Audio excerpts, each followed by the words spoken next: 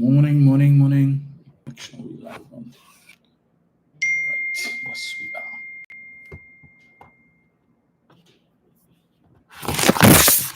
Just get this here.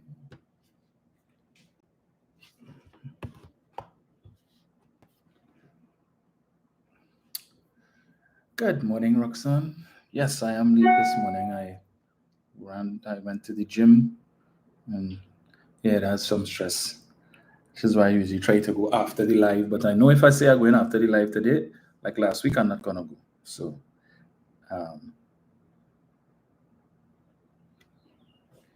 see, just give me 1 sec here. Let me just get something right here. Right. Yes, just now, let me just get there.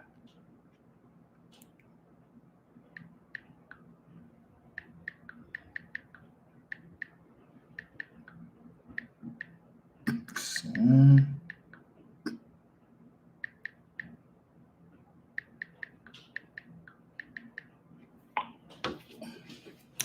right.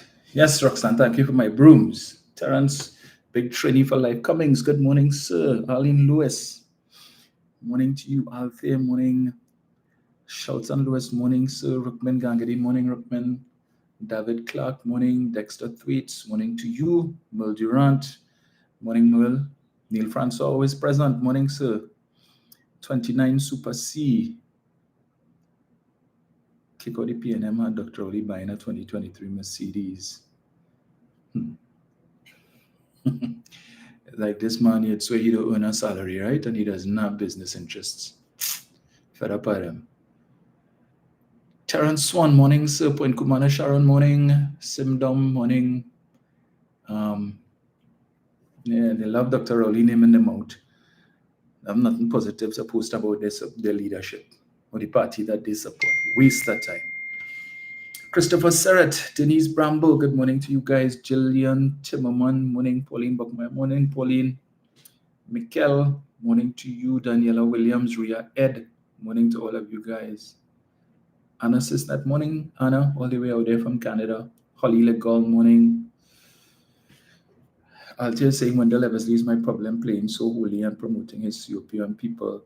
It was a private conversation. And I guess I missed that. So I need to go back and check to see what that is all about. Macaroni Tony, Marlon McAllister, Deborah Duranti, morning. Kathy Belfort, morning. Kathy Holly Legol, Marissa Guevara Diaz, good morning, Marissa.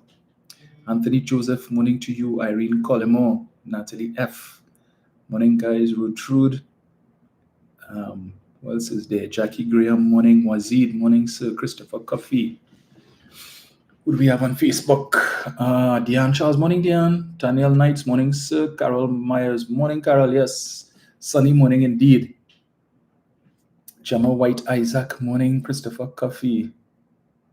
Stephen Martel, morning, sir. Pamela David, good morning. Harold Lee, morning.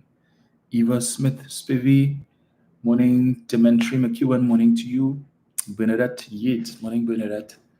Jennifer Dorset, morning. Brian Deming, morning to you. Marcia Collins, morning. Daniel says, I was listening to Marvin Gonzalez's contribution in the budget a while ago, and we continue to see the communication to the citizens needs to improve. Indeed, Daniel, I need to go back and check and listen to Mr. Gonzalez's presentation. I missed most of theirs actually, but I'm going to play back a piece of the Minister of Finance this morning. I think it's important, and a lot of people would not have heard it. Aries Born, morning. Mama James, Deborah, Istra Blake, morning. Istra, Annette Baird, Myrtle Joseph, morning to you guys. Donald Griffith, Jennifer Ferron, Deborah Edgehill, morning. Denise Reed, morning, Denise. Joan Jacob, morning, Joan. Neil Keller, morning, sir. Joycelyn Raghunath Singh, morning. Ian Michael Glowden, morning, sir. Sharon Williams. Let me see what this thing doing in my hair, boy. Gemma Alexander, Kathy-Ann Townsend, Denise Cummings, morning. Alana Gonzalez, Jennifer Goodluck, Sarah Richards, Claire Irish, Andrew Horden, morning to all of you guys. Marlene Panton, morning, Marlene. Francisa Batiste, morning to you. Niabu E, morning. Yeah, it's already 11. Some of these folks for the late start. Why is this thing doing this to me this morning? But again, as I said, I visited the gym this morning, and yeah.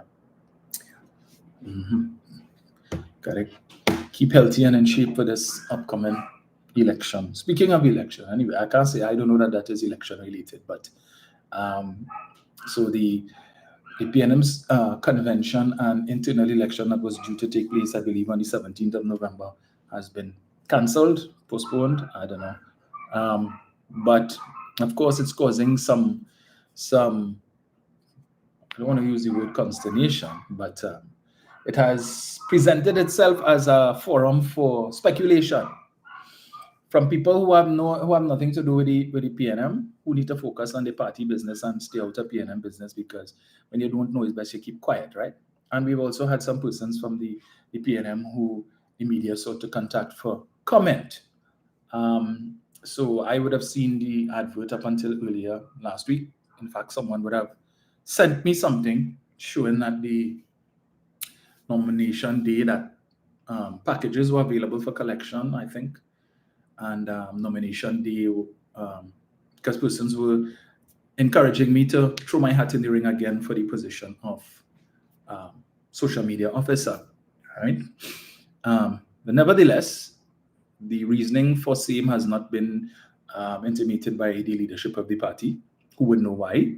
I suppose there could be some argument for the sake of at least advising or informing the membership as to the reasons. But anyway, the UNC, the supporters of the UNC, the fully done, seeing this as an opportunity to come and talk about, oh, when was the UNC and they had the internal election and PNM people were saying this, that, the other, and the next word Kamala and whatnot, and her team and all of that, and democracy and rubbish.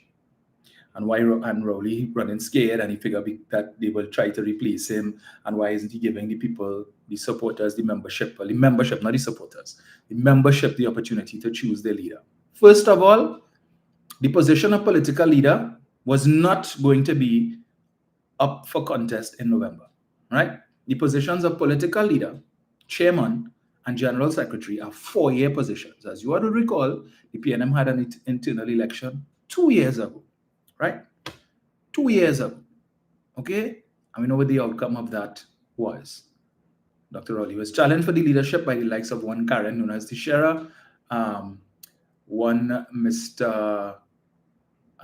Boynes, I can't remember Boynes' first name, and one Junior Barak, right? And he came out the winner, right? He was the victor. And he welcomed all. If you're a member of the PNM and you're in good standing, present yourself and come and contest, right? So the position of leadership is not up for grabs until 2026. So we still have another 2 years. So all who talking is dotishness about, oh, Rowley don't want the people to choose their leader and he wants rubbish. His position was not up for contest. All other positions, even except for the 3 that I just mentioned, are what would have been up for contest, right? But the 3 positions that are the upper echelons of the leadership of the party were not under contest. So all who talking that stupidness about, oh, Dr. Rowley afraid and please, Dr. Rowley is not Kamala Persad-Bissessar, all right? He doesn't have like Julius Caesar, set of people around him with knives behind their back waiting to plunge it in his back. That is Persad-Bissessar. That is her predicament. All around her, you have people waiting. Okay? She's an unpopular leader within her party. And you have factions all over the place calling for her to go. We do not have that in the PNM. Yes, there may be persons who may be disgruntled for whatever reason, as I say, probably suffering from a chronic case I didn't get, thought they would have been appointed to state board and who wanted to be chairman of this board and who wanted to be ambassador and who wanted to be high commissioner and didn't get through. So they're upset. And they've spent the last 9 years maligning the government and chastising everything the government has done, but could offer nothing positive, no commendations for the good things that the government has done, right? But all they focus on is the negative. Okay, we know who these people are, who these operatives are, and what their agenda is, so we don't pay them any mind. So to the UNC supporters, PNM and UNC is not the same. Okay? And if a decision has been taken to postpone or to cancel this year's convention and internal election, then I'm certain that there's good reason for it, and it has nothing to do with trying to subvert democracy in the party. Let us not forget that it was Dr. Rowley who introduced one man, one vote. Okay? The one man, one vote system. Instead of the delegate system that applied before, where the membership at large were not allowed to come and vote, but they would have been represented by a delegate. Whether they agreed or not, that is not the case. Everybody now is given an opportunity to exercise their franchise. If you choose so to do, come on the day, and you will receive a ballot book with all of the candidates, and you select who you want, and you vote. You're free to do so. But there's nonsense about, oh, they don't want the people to choose the leader. The history of the PNM has been such that more often than not, when the leader has been selected, it has not been through the process of the ballot. When Eric Williams died and George Chambers became prime minister and leader of the party, how did George Chambers become the leader of the party? Did the people go to the ballot box? When it is the PNM lost the election in 86 and Mr. Manning became the leader, how did that happen? In 2010, when the PNM lost the election and Mr. Manning stepped down as political leader, in the first instance, how did Dr. Rowley become political leader of the party? There was a convention that was held which was probably the last convention, I think, held at the Shagaramas Convention Center, and the decision was taken that Dr. Rowley would be appointed officially as the interim political leader, pending internal elections to ratify that or to have someone else take the position. So that is it. So more often than not, and so Dr. Rowley would have spoken in the Parliament on Thursday, and his winding up would have created speculation that perhaps he was, indicating yet again his intention to bow out. And I think it was a little more pronounced this time when he spoke about, his family. He spoke about his wife having retired and the like, and perhaps she wants to enjoy her retirement years with her husband, whether it be on their goat farm in Tobago, or if it is that, they want to travel the world and visit places that they've not been to. Dr. Rowley has been to many places, but perhaps we know that Mrs. Rowley doesn't always travel with him. And maybe that has been a bucket list of hers, that when she's retired and she still seems to be in very good health and the like, that maybe she wants to enjoy her retirement now. None of us know how much longer we have. And the fact that her husband is the prime minister does present certain challenges with respect to that, because as prime minister, he has duties and responsibilities to the country, which would prevent him from being able to do that. And Dr. Rowley, I believe, is this month. Later on this month, I think he'll be 75. And be that as it may, I mean, we know that his tenure above ground, he could live to be 100, but still, living to age 100 doesn't mean that you have the health situation to be able to enjoy your retirement, and I think that's important. Dr. Rowley has gone past what most people, the age at which most people would begin their retirement, right? Which would normally be between 60 and 65. Now that being 75, so he has committed at least 10 to 15 years of what should have been his retirement to service to Trinidad and Tobago, and for that he should be commended. Prasad Bisesa has done similar, but for different reasons, selfish reasons. And we see that all the time, selfish reasons. So they could miss us with that BS, rock so with that, okay? And if it is the man decide that, hey, this is my swan song, as he used the term, he would have indicated to the speaker that it was a pleasure working with him, whatever that means. We could speculate on whatever it means. But at the end of the day, the process is, we know that the election for leader of the party is not for another 2 years, right? And therefore we have a general election next year. And if the prime minister has indicated that he has suggested that he may not be inclined to go back up for another 5 years, then it means that the leadership of the party would change sometime soon, if he decides to go. And what is the process? Which means that he would have to step down just like Mr. Manning did. And is it that you're going to have an immediate internal election for a new leader, or is somebody going to be appointed interim until such time as the elections can be had, so that the people, the membership of the party, can select the leadership for the party? It's up to him to decide how we're going to do that. So all this other speculation, and miss us with that now, please. Anyway, I'm just saying, as we talk at the town now. Right, so enough on that. That's PNM business. Just make sure that whenever that time comes, that all of you all are ready, that all those of you who are supporters and not members, remember only members could vote. So if you're not a member now, please feel free to go down to Balize House and get a membership form, or contact somebody in your area who might be a member of a party group. Get involved, join a party group, okay? Because I think you have to get somebody to nominate you anyway and sign off on the form as nominating you, somebody who is a member of the party and so on, who's in good standing. Okay, so we know the assignment for 2025. Come now, man. Formalize the thing. Now, as a PNM, putting on a PNM jersey doesn't make you PNM. Voting for the PNM at the election time doesn't make you PNM, right? It goes deeper than that. As I've had to tell one of those foolish members of the TPP recently who claimed she was PNM and then she switched it to TPP. And I told her, you were never really PNM. Because if you were really PNM, what you would do if you have issues with the party, challenges with the party, if you feel that the party needs to improve in certain ways, then the way you fix it is to work with the party. Okay? But anyway, enough of that. So those of you who don't have your card, go and do it now. Morning, Jenny. Make it official. All right? So that you could go and vote, cast your ballot. And if and whenever the next election comes around and I should decide to throw my hat in the ring for a position, you all could help out. Because I remember in 2022, a lot of people were saying, well, you have my vote, you have my support, but I can't vote because I'm not a member. So therefore, I'm not on the membership list, so I can't. So you fix that now. You know, just in case. Just in case. So last week as well, we touched on the trending topics. So let's go there. So last week, I think it was Thursday, yes, because the Prime Minister spoke on Thursday. After the member for Couva North rambled for 55 minutes and talked a mile, we'll keep it live friendly. There was a break in between because when he wound up, the Deputy Speaker, Esmond Ford, was sitting in the Speaker's chair because the Speaker had left the chamber for whatever reason. And when the member for Couva North was finished speaking, shortly thereafter, the substantive Speaker, Bridget Anisa George, returned to the chamber.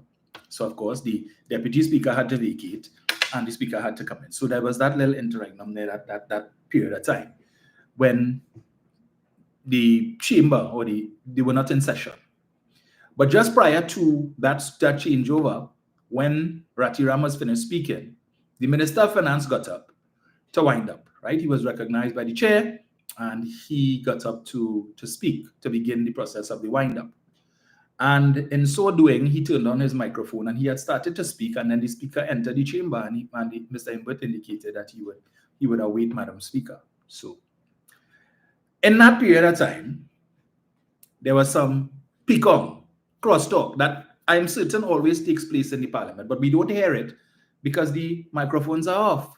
And we know there's always crosstalk being thrown when a man had say, that's why snake have led for you and why you hush your stink mouth and all of these different things, right? Recall that. And when that comment was made, why you hush your stink mouth, certain people now who are taking issue with something that Churchill would have said on Thursday had no problems with why you hush your stink mouth and that's why snake have led for you. They didn't have any issues with that, right? They applauded that. So in that little period there, Mr. Young was throwing a little crosstalk directed at the member for Couva North, who was very disrespectful throughout his presentation, and in fact ended his presentation by referring to Dr. Rowley as the most dumb Prime Minister the country ever had, right? And Mr. Young made some statements to the effect, I'm sure some of you all would have heard it because it's been making the rounds.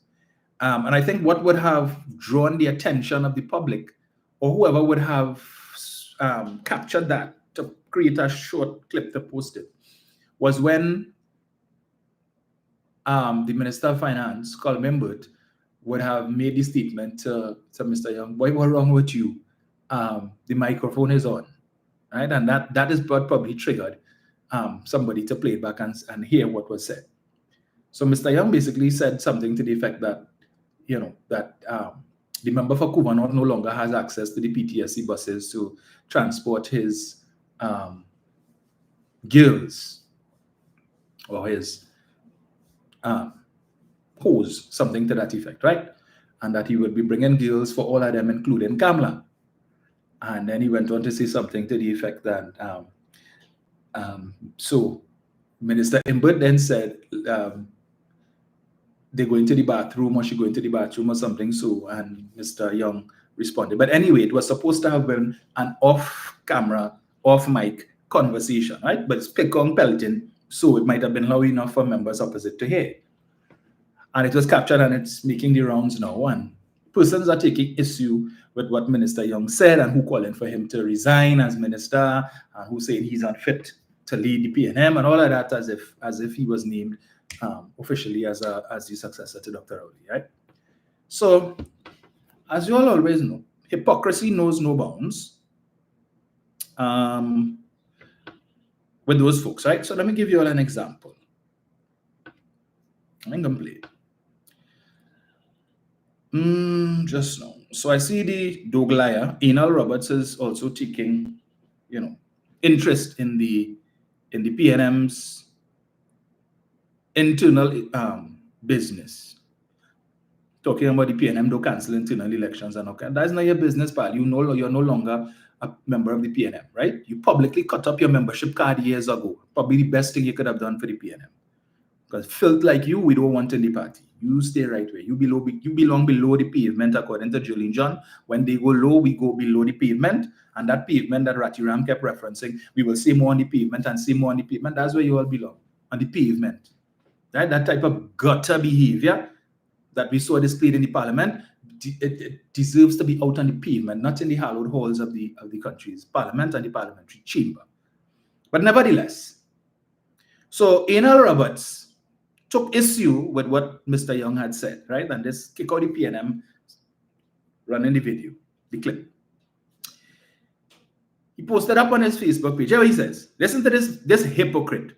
Listen to this nasty, disgusting, disrespectful bully, Stuart Smallpin Young, verbally abusing a woman, a lady, a mother, a wife, a grandmother, a former prime minister with distasteful, misogynistic, sexually explicit bile in the Parliament of Trinidad and Tobago. That is who the PNM want to lead, and he attaches the clip of the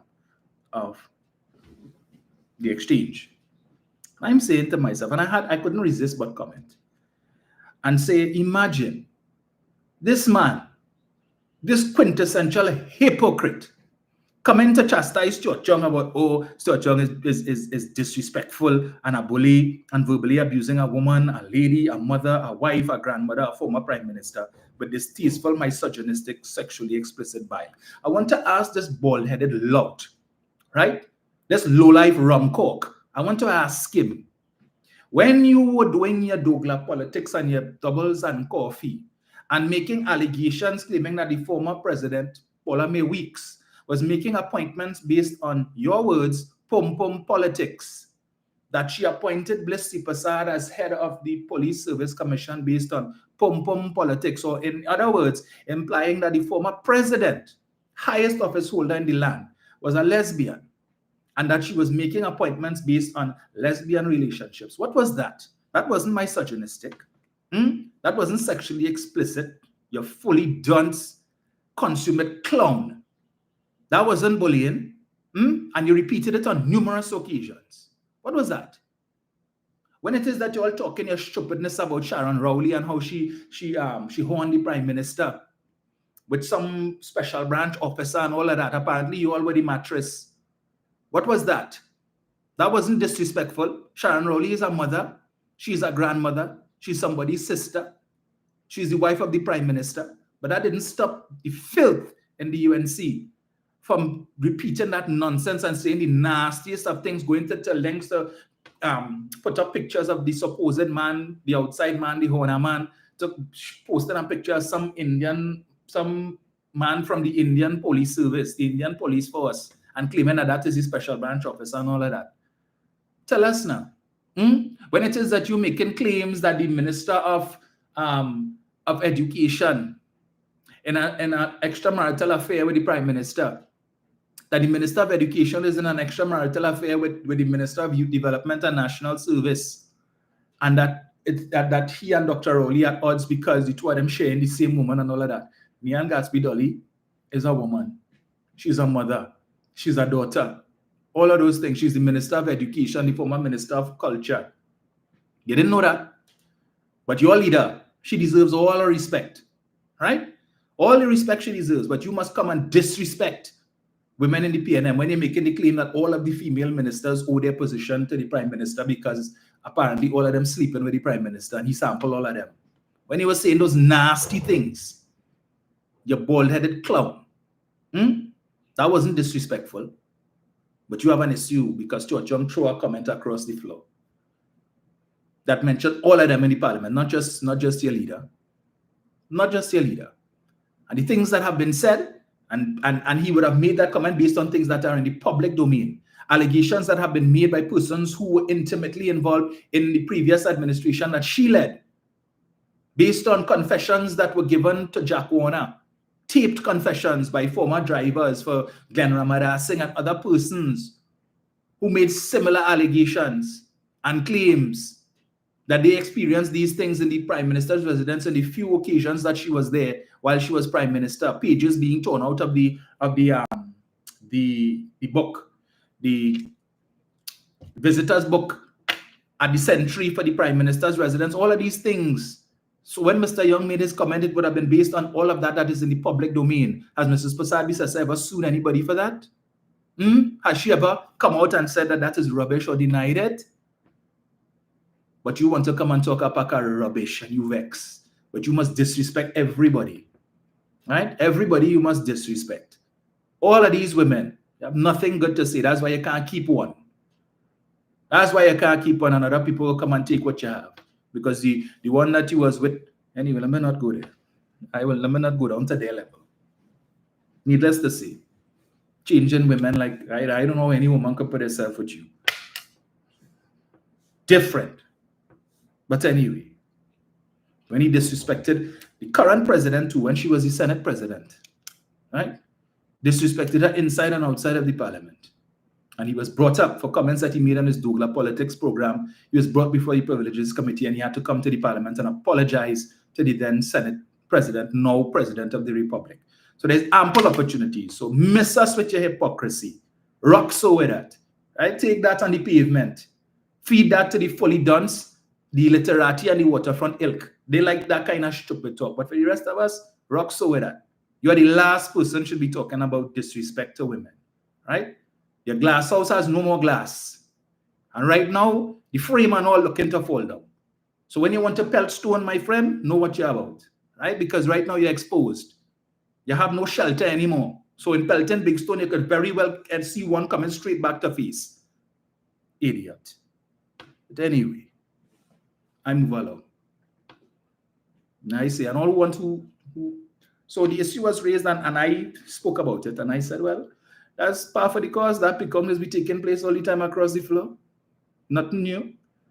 The fact of the matter, it was heard because the microphone was on, but who knows what is said in the parliament otherwise when the microphone is off. How do we know that worse has not been said on both sides? So when persons want to come and tell me about, I criticized, what's her name, Michelle Benjamin, for what she said about put the highway between your legs. The fundamental difference is that what Michelle Benjamin said was during her contribution to the budget. All right? And it was recorded on Hansard for posterity. It is on the Hansard record for all times. That is the difference. What is not recorded on Hansard is the peacock that is thrown across the floor and thrown across the aisle when the parliament is not, when it is not an active session. When the microphones are off and the speaker is either not at the chair or there's something taking place and the parliament channel turns off the audio. So what is said in there, and I'm sure there's back and forth, that is not recorded on Hansard.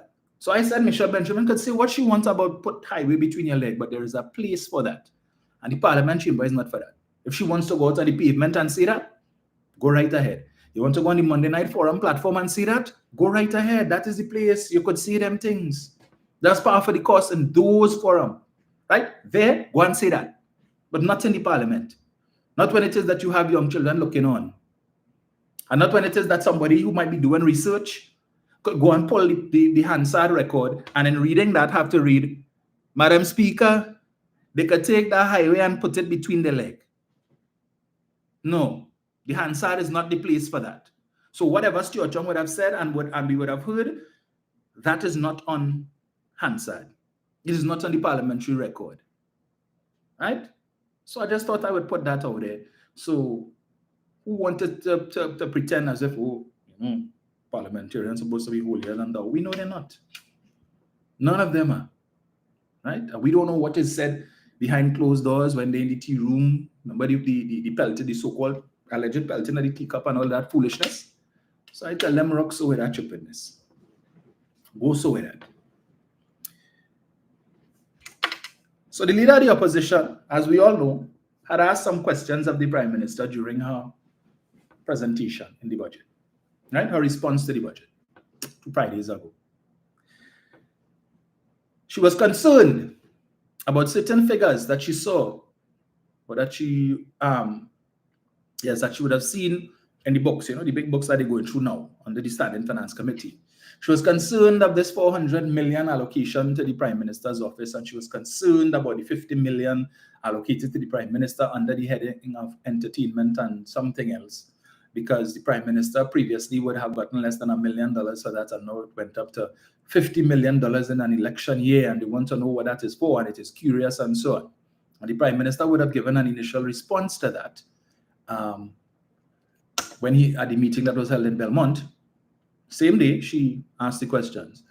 And then subsequent, in that same meeting, the Prime Minister would have indicated that not only would explanation be forthcoming, but that he would also go a step further to do a comparative, and that he has requested information from the Cabinet Secretariat with respect to expenditure under those two heads, right?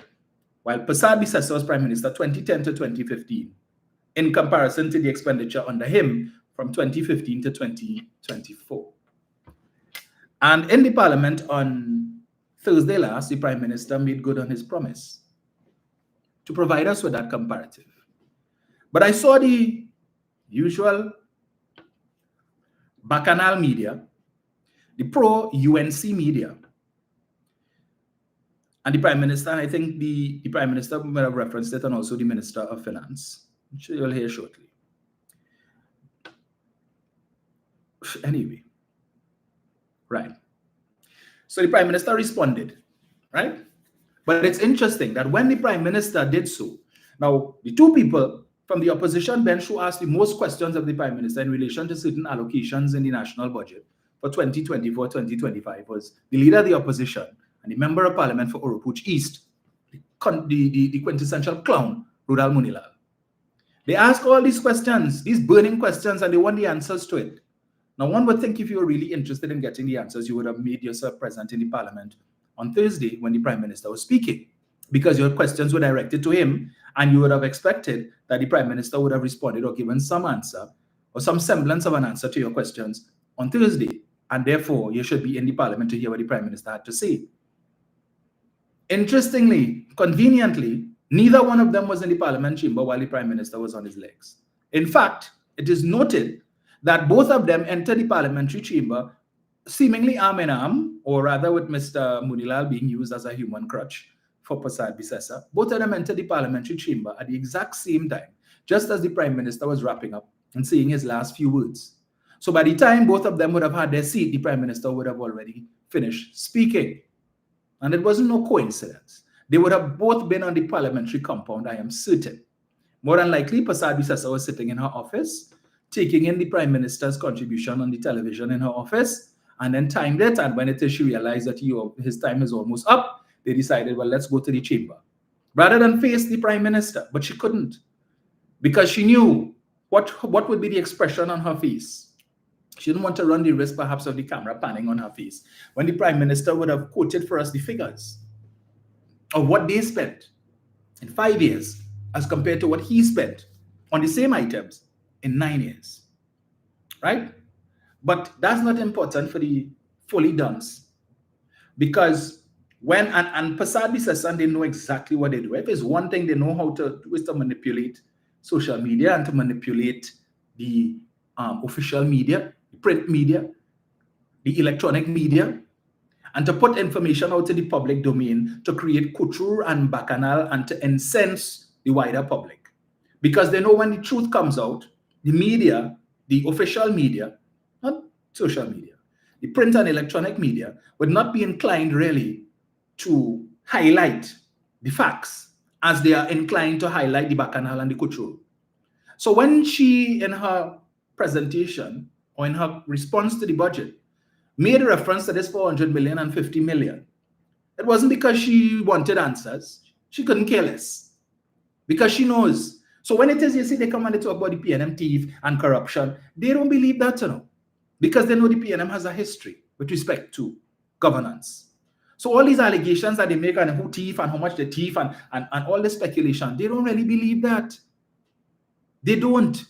Because every year they come in the budget, in the Standing Finance Committee, and they question every little thing. And if they can't get the answer at that point, they want it in writing.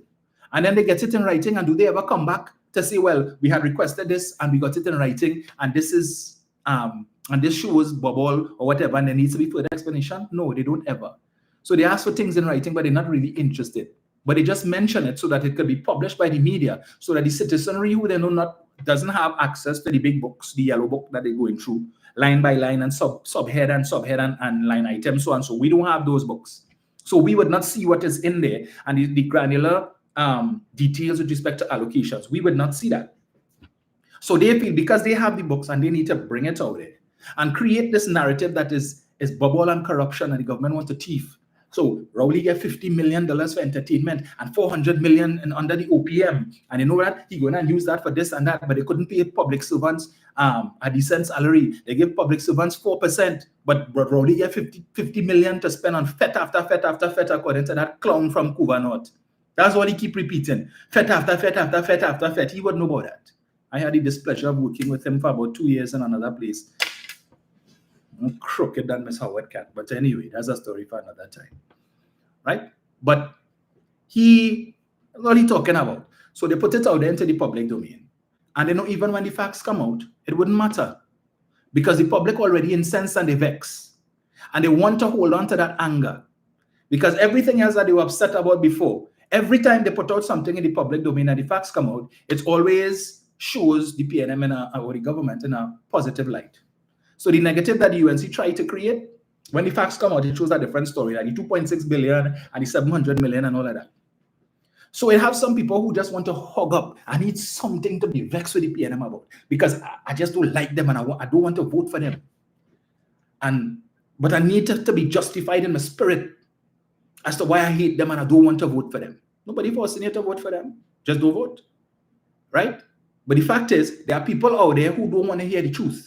Because you see this, I'm running with this. I'm running with this. So when I want to get vexed, when I see the election come and I go in, I want to vote with a vengeance. And I want to be satisfied that I'm voting against them because they corrupt. And this is the evidence I have here. Up to now, after 9 years, they can't get no evidence of that. So some of them, you see when the truth come out, I'm like, I don't want to hear. I'm not interested. So when the Minister of Finance on Thursday wound up, and he dealt with Prasad Bisesa comprehensively. Again, she wasn't in the parliament. She wasn't in the parliament. She wasn't interested. Because when the Prime Minister spoke, contrary to this article that I'm just about to touch on here that read, let me get it here. PM justifies 50 million entertainment allocation. Nothing could be further from the truth. The Prime Minister did no such thing.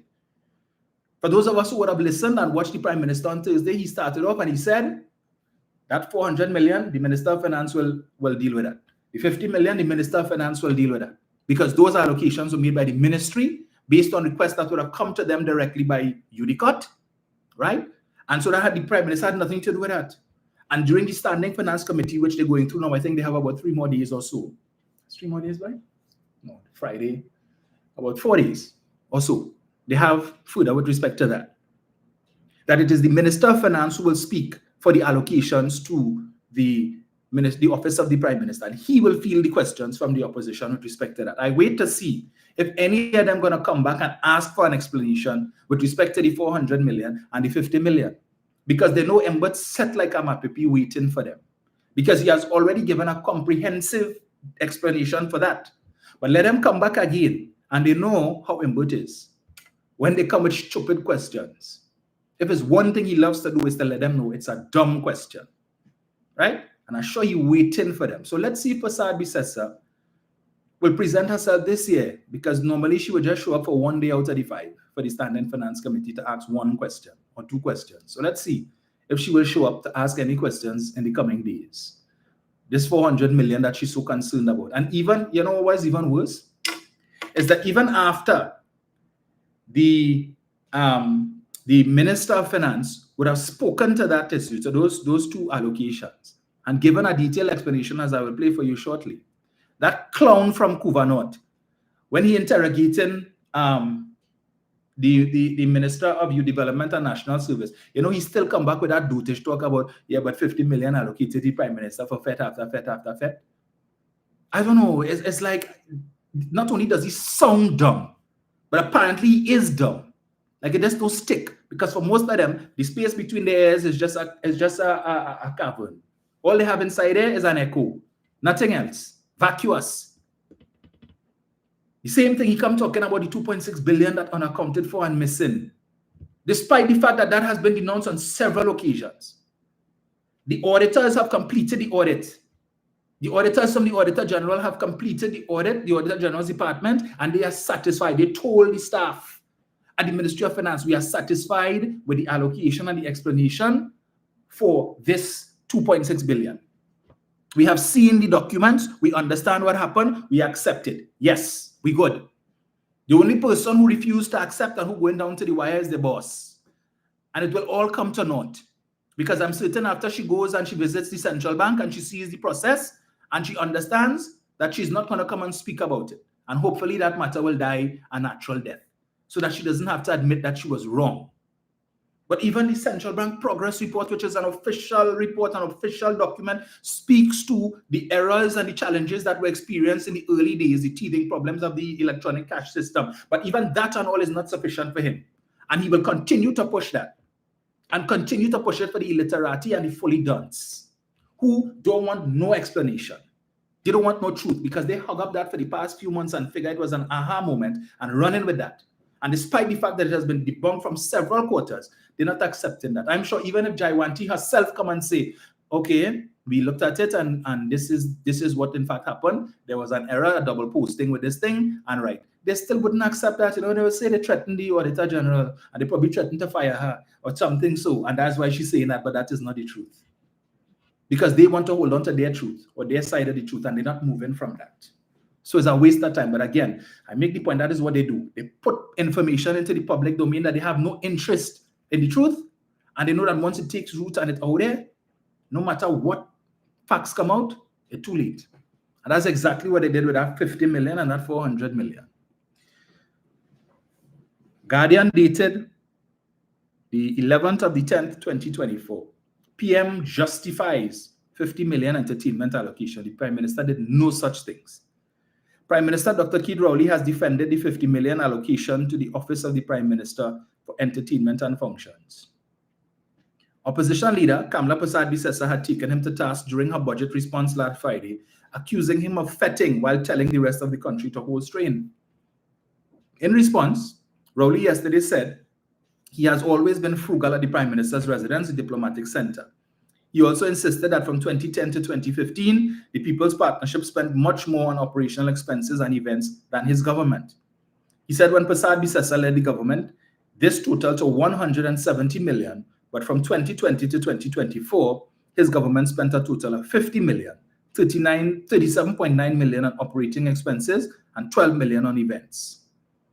Who was spending money while at the PM's residence? Who was fetting there? 2010 to 2015, when the UNC was in government, when my friend from Siparia was the head of government affairs, Prime Minister's establishment operating expenses at the Diplomatic Center was 122.6 million. Add to that 47.8 million for events. That comes to 170,482,000, the PM said. While they spent 122 million, we spent 42. While they spent 47 million, we spent 9. The total was, while they spent 170.48 million, we spent 52.15.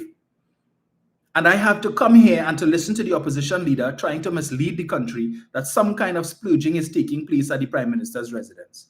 Rowley also bashed the opposition for hosting expensive events with costly event planners.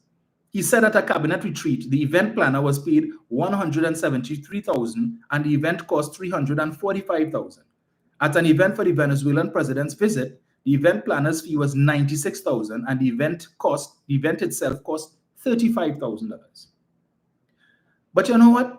Even in the face of that, when you read the comments under this article, as wrong as the headline is, the fully done's comment to talk about, yeah, so two wrong make a right. So because Kamala spent, but no condemnation. When that money was spending, no condemnation of that, right? You know what included probably? The $6.1 million that she spent on helicopter rides. But the fully done's wouldn't talk about it. Nah, bring her back so she could do more of that. So she could spend $12 million on helicopter rides because she's not as strong as she was back then. Right? 10 years later, she's a little more feeble, a little more weak. So she probably can't endure that traffic, even though she's been doing it for the last 9 years. Because she had no helicopter for the last 9 years. But as soon put her back as prime minister, and all of a sudden, no, I have to endure that traffic. I can't. I'm much older. My stamina is not what it used to be. I need the helicopter. I'll make it happen. Make it happen.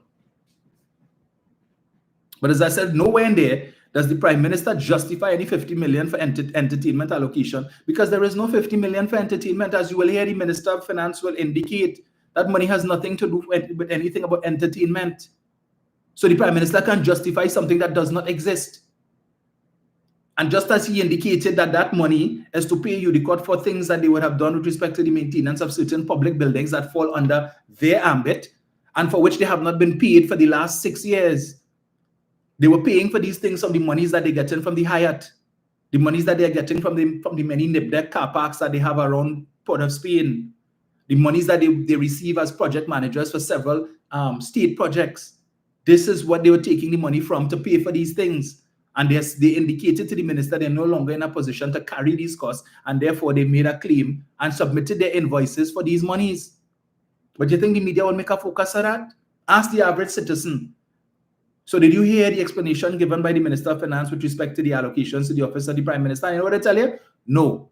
Because the media is not giving it the same level of prominence that they gave to the foolishness that the leader of the opposition put out in the public domain. And is happy to have it remain there. And they will continue to refer to it even though, but as I said, I wait to see. When the office of the Prime Minister's turn comes to be interrogated under the Standing Finance Committee, if they will come and ask these questions again, please ask it so Mr. Yambut could look. Anyway, so let's go there. Let's go there in the interest of time.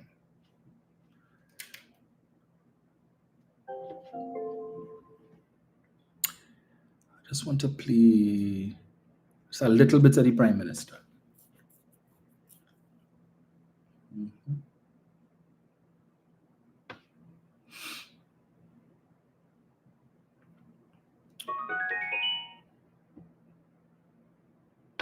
Of speaking untruths about the public debt, about the numbers of everything, and hoping to tell the country, don't believe anything the government says. The Minister of Finance has in fact spoken untruths throughout the entire budget debate. That is the response of the opposition to a budget which is really an estimate of how we will distribute what we intend to have as revenue in the next 12 months. Madam Speaker, I want to say to the population of Trinidad and Tobago, if all that your problems are wrapped up in what the opposition has said, then as a country we're in a good place. And if the best they could say about the government is what they've said here for the last 5 years, then the government has done a wonderful job. Because we have been managing a very difficult period in the country's history. And you come here to respond to a budget, and all you could do is to say the numbers lie. Madam Speaker, across the world in all economics classes and at institutions around the world, whether it's the IDB, the IMF, whatever else, Madam Speaker, I did not disturb them. Please, Prime Minister, on a point of order, there's a particular word that I would need you to withdraw. Okay, that you've used as a word that we've consistently ruled that is on parliamentary in this house. They like the word untruth because they think it's different. What is different between untruth? Prime Minister,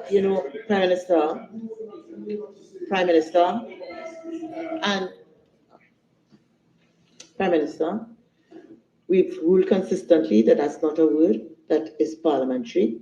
So if you withdraw the word, you know what word to use, and let's proceed. Mr. Speaker, I withdraw the word lie. Just withdraw the word. Don't repeat it, just withdraw it and proceed. I withdraw the word, Madam Speaker, but I will continue. Madam Speaker, and I will not be guided by them. Madam Speaker, there are certain performance criteria that are used to measure situations in countries. And on this occasion, Madam Speaker, I want to just very quickly mention, with respect to GDP growth, the Minister of Finance talked about 1.9%. In this particular way, I have to try and comply. But as I'm thinking and talking, it slips. The member for Siparia coming here and talking about decisions that we made on gas price in Houston caused the price of electricity to go up in this country.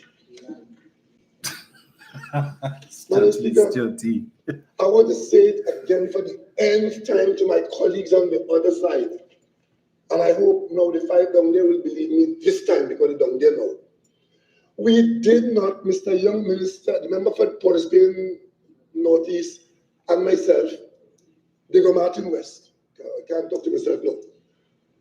We did not go to Houston to negotiate any gas price.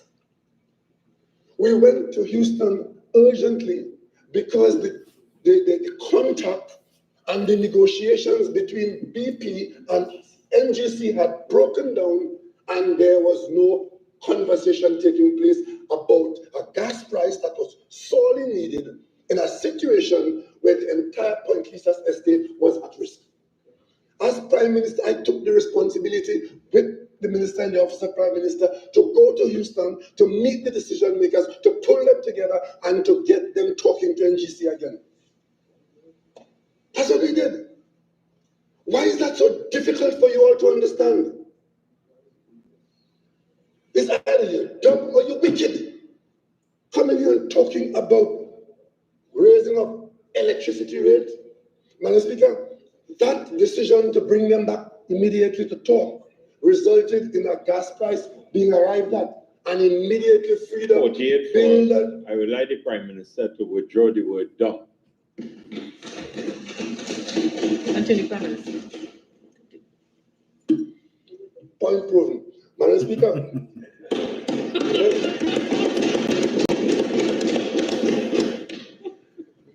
Madam Speaker, that is so Madam Speaker, that was the nature of a lot of the response to the budget. The budget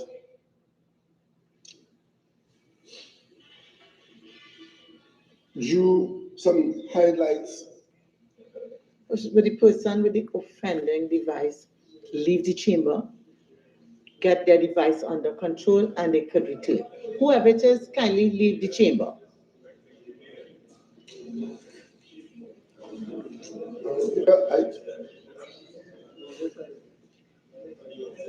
Madam Speaker, I trust that I'll get some injury time for these unnecessary disturbances, right?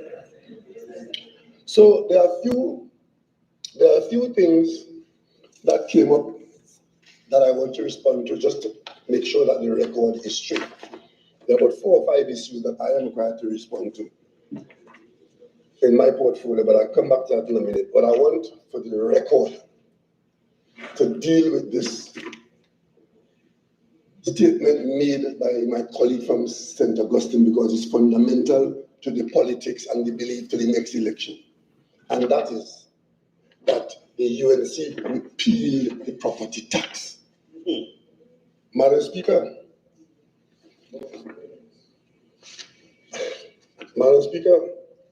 what do I have to do to get them to stop saying that? The challenge to the property tax was there, went to the court, and it was not proceeded with. And then, Madam Speaker, the government came to this parliament, where some of them were present, and enacted a waiver. And the waiver was for a specific period of time. That waiver ended by intervention and English letters in this parliament. The waiver ended, and thus the existing property tax law became force. That happened in 2014 to effect in 2015.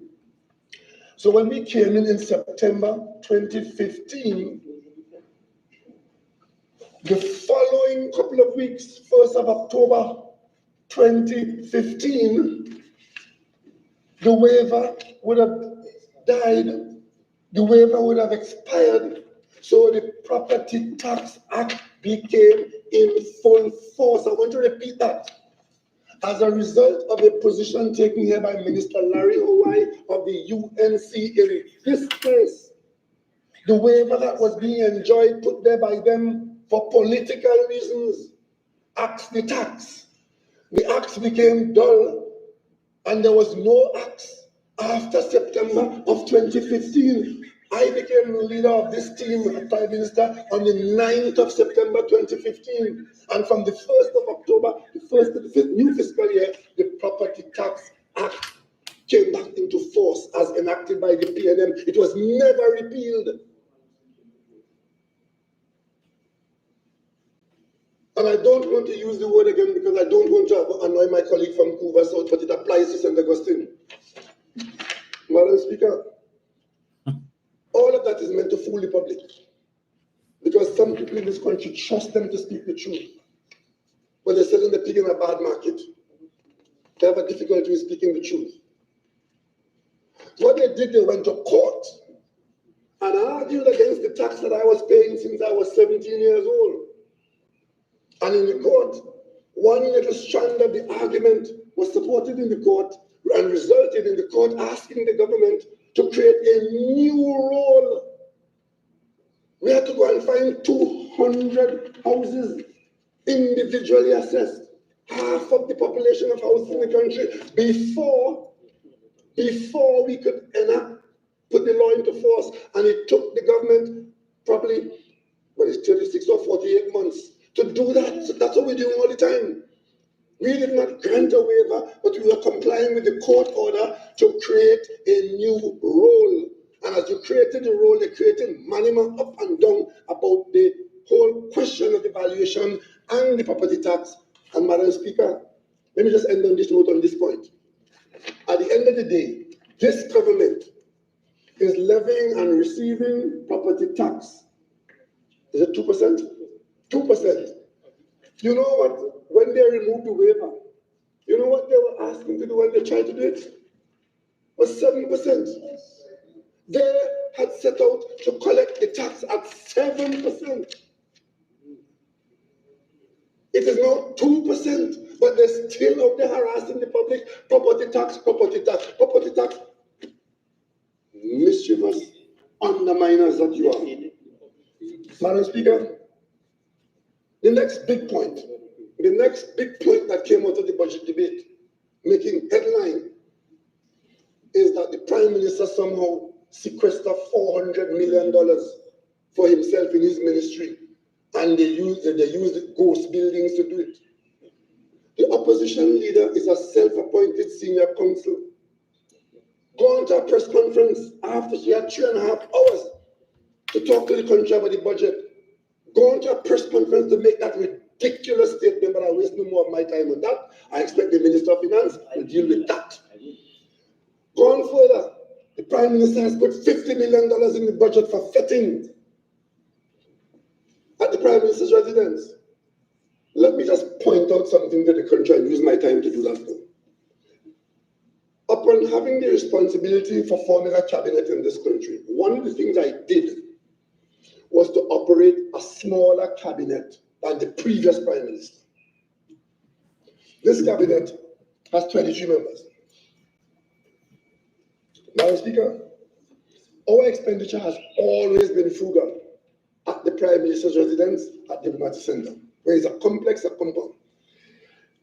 As Minister for UDOT, the Prime Minister has that portfolio, the Urban Development Corporation. The line Minister for the Urban Development Corporation, UDOT, is the Prime Minister. And I took responsibility for using that corporation for doing a number of things, not the least of which was to bring us back into this parliament. You were all over the country like Ms. Howard Cat, and the parliament was left as a construction site for years. I took responsibility for that. UDOT under my portfolio. Our legacy buildings that were rotting on Queen's Park West, that today they are sources of pride to us. The President's House, that was a garbage dump, collecting garbage by the truckload, today the President's House is in use. And of course, the Prime Minister's residence is not a home for battered women, it is a home to house the Prime Minister of Trinidad and Tobago. Madam Speaker, they try to make those issues because they figure you would not know the facts. What are the facts? Who was spending money while at the Prime Minister's residence?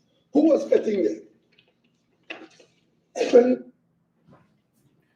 As the Prime Minister there, right? You didn't say the Minister of Finance will deal with whatever. Moving right along. Let's just get to the to the Minister of Finance. But before we get to him, right? Let me just wrap up here. Let me get this here. Let me get this here. Right. Mr. Speaker, I met with farmers across the country, and the issues are all the same. Issues of unkept water courses, issues of flooding, issues of predial larceny, issues of increased prices for input factors into the agriculture sector, problems with getting subsidies, Mr. Deputy Speaker, problems with land tenure. Mr. Deputy Speaker, if we have to summarize what this budget has been all about, this budget, Mr. Deputy Speaker, has been one of the most dumb budgets the people of Trinidad and Tobago has ever received. And when we get the presentation coming from the Honorable Prime Minister, Mr. Deputy Speaker, it appears as though this Prime Minister will go down in the history as one of the most dumb Prime Minister the people of Trinidad and Tobago has ever had.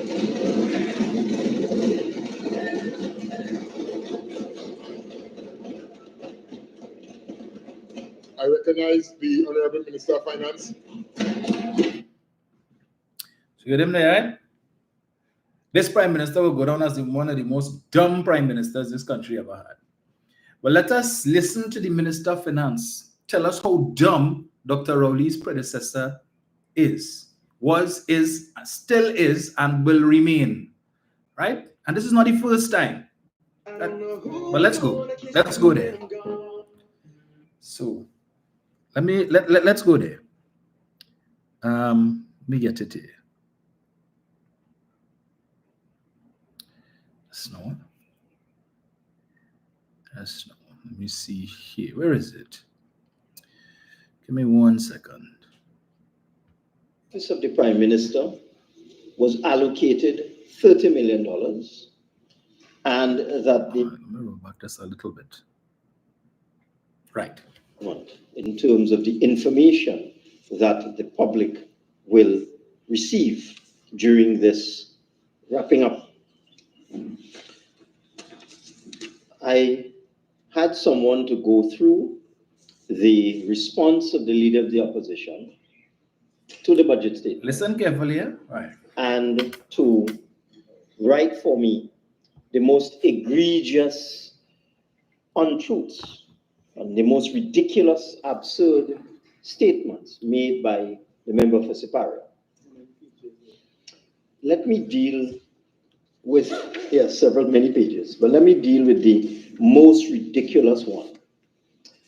The member for Siparia said that in the draft estimates of expenditure, the vote for entertainment for the Office of the Prime Minister was allocated $30 million, and that the vote for hosting of functions was allocated $20 million.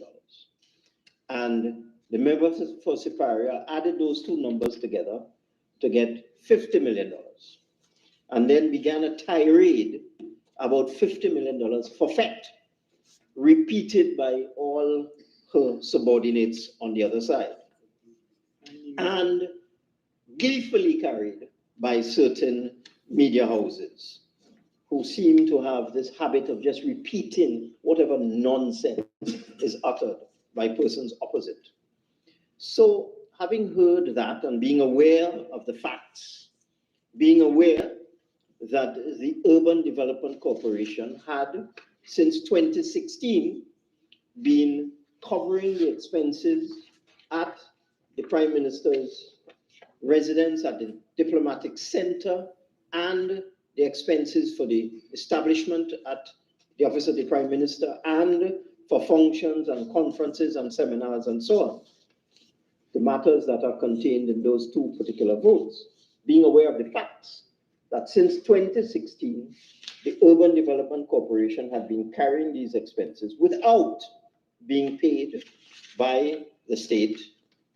I have the total of arrears owed to UDOT for the period, actually 2018 to 2024, $53,013,339.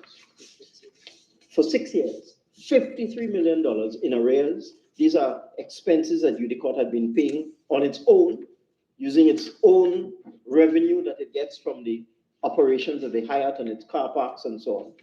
And it had reached a point where UDOT was unable to continue to carry these expenses. So they approached us, and these include maintenance of buildings and so on, to cover the arrears, and that is what these allocations are for. But the member for Siparia, and therefore none of this will be spent on FET in 2025 or entertainment, not a cent.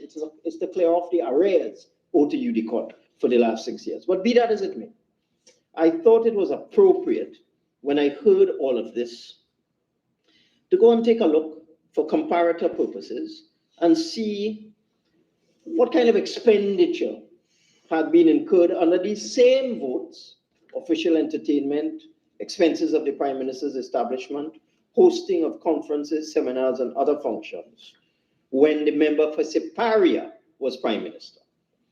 And I have established that over the 5-year period, 2010 to 2015, the total expenditure on Prime Minister is actually a little bit more than the number you quoted. The total expenditure by the member for Siparia on these items: entertainment, Prime Minister's establishment, hosting of seminars and conferences, over 5 years, $173 million, 322,661. $173,322,661. That is what the member for Siparia spent on these items for 5 years. So I went and I checked a similar 5-year period for the current Prime Minister, the member for Decorum West, and I checked the period 2015 to 2020. And when one compares the $173 million spent by the member for Siparia, the current Prime Minister spent $54 million. The difference being almost $120 million. So the member for Siparia spent $120 million more than the member for Decorum West in their respective roles as Prime Minister. But that is not all. When the member for Siparia came into office, the expenditure of the Prime Minister's residence, official entertainment, diplomatic center, hosting of conferences, etc., they had a good time in 2010 because they came in May. They spent $14 million that year in all on these three things: official entertainment, Prime Minister's establishment, hosting of conferences. 14 million. By 2012, Madam Speaker, they had increased that expenditure from $14 million in 2010 to $35 million in 2012. $35 million. And in 2014, they spent $44 million. $44 million in 1 year on these three items And that is how they got up to 173. $44 million in 1 year, whereas our Prime Minister spent $54 million in 5 years. 54, 53. So it is just nonsense.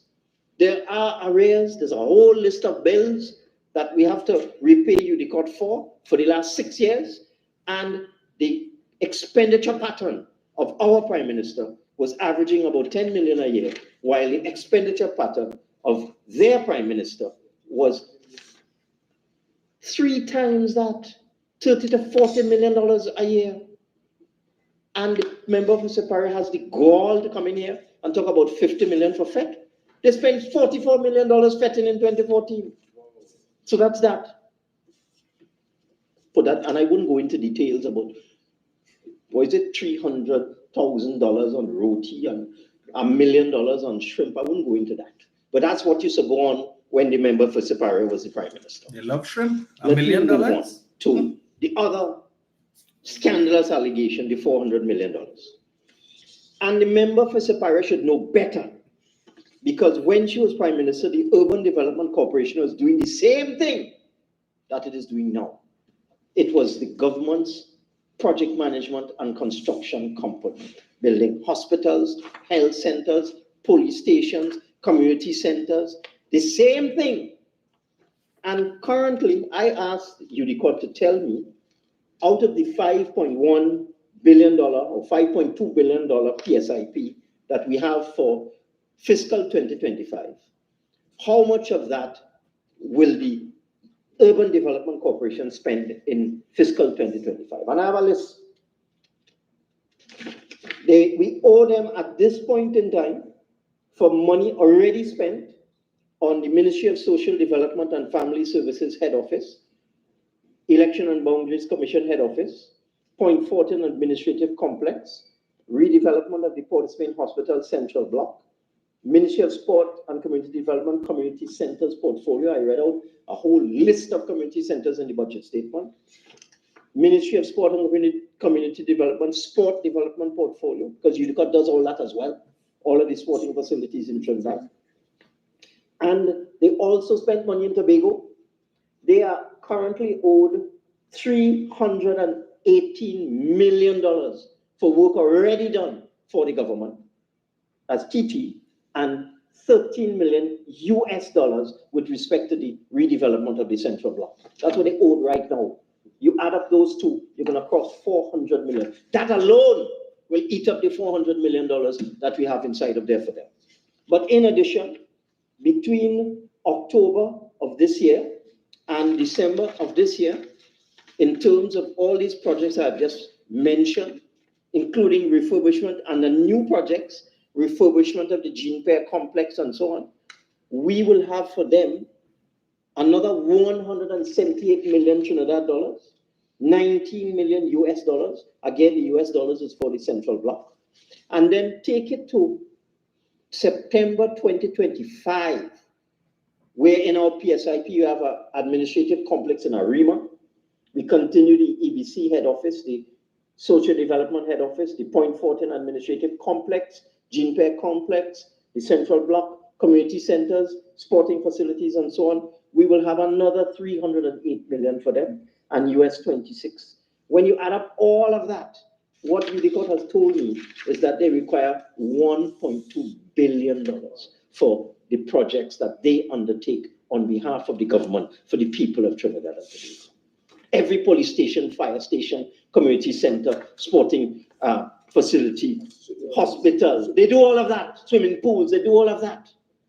And the member for Superior knows that. And therefore, even the allocation that we have in, I went and I added up every single allocation in every single ministry for every single development project. When you add it all up, you come up to about 500 million. And we have a block vote for UDOT of 400, that's 900. They will still be out of pocket $300 million in fiscal 2025. This is the government's project manager. This is the government's builder. And they know that. They know that. They build hospitals with UDOT. It's shameful the way the member of Superior tries to fool the people of Trinidad and Tobago. Shameful. So the $400 million is not for the Honorable Prime Minister.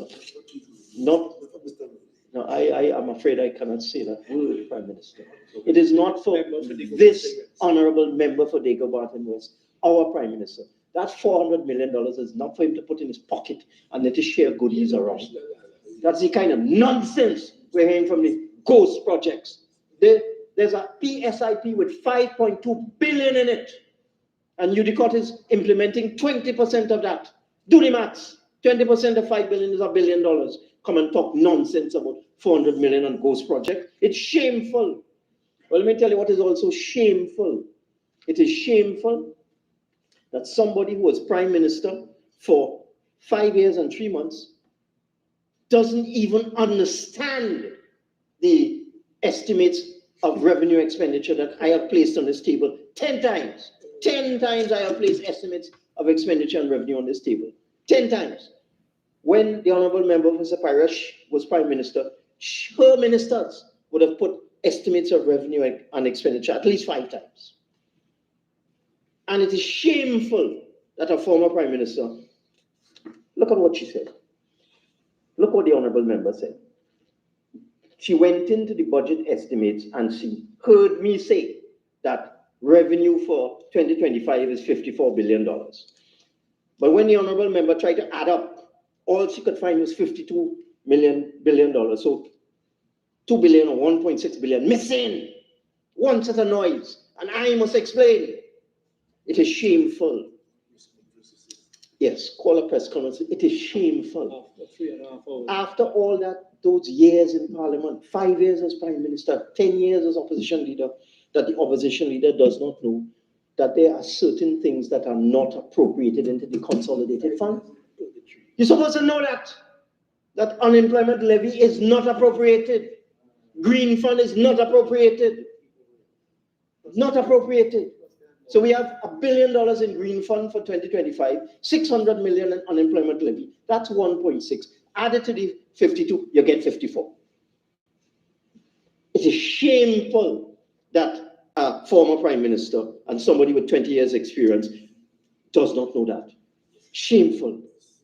You know what is also shameful? That I saw something else. I could not believe it when I heard it, and I wonder who writes this rubbish for. I don't know who it is, but they're crazy. Look at this one, where the minister failed to mention that the minister plans to borrow 12.8 billion in 2025.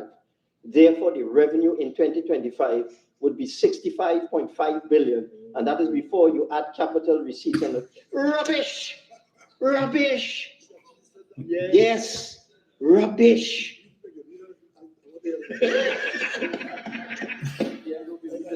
I so vexed when I read this nonsense. You want me to read it again, Prime Minister? Okay. The minister failed to mention that the minister plans to borrow 12.8 billion in 2025. Therefore, the revenue in 2025 would be 65.5 billion, and that is before you add capital receipts and extra rubbish. Loan financing is not revenue. Refinancing is not revenue. This is foolishness at the highest level. Tell us who wrote that. Come on. They must have at least one accounting student in the UNC. At least one. But Tanku's supposed to be an economist. He couldn't tell her that. Come now, man. Revenue is what you earn from taxes. That is how our government earns revenue, from taxes and from sale of assets and so on. And dividends that you get from profitable state enterprises, like in our case, like FCB. But when you borrow money, that is not revenue. What kind of madness is that? If I add what I borrow to what I earn from taxes, then I have a fiscal surplus every year, Madam Speaker. You'll have a fiscal surplus. Because according to the member for Siparia, my revenue for 2025 is 65 billion, and I only plan to spend 59, so I'm going to have a surplus of 6 billion. Wow. As a matter of fact, if we did this maths for the 9 years we've been in office, we would have posted a fiscal surplus every single year. Because if you add borrowing and revenue, we in surplus. I tell you, this is what I have to deal with. Shameful, shameful, Madam Speaker. Shameful. And what beats me too, the leader of the opposition read out a whole list of alleged accomplishments. They do this and they do that. They build so many things. They give out so many school meals. They educate so many people, etc. And they're so much better than the PNM at it. They're better than the PNM at everything. But they said all of that in 2015. All these things that I've heard the member for Separia read out, because the member for Separia is talking about the period prior to their defeat in 2015. It's the same regurgitated list of achievements. They said all of that, and they lost in 2015. They come back in 2020, they say it again, and they lost again. Same licks, they get licks twice. And they say it again for a third time.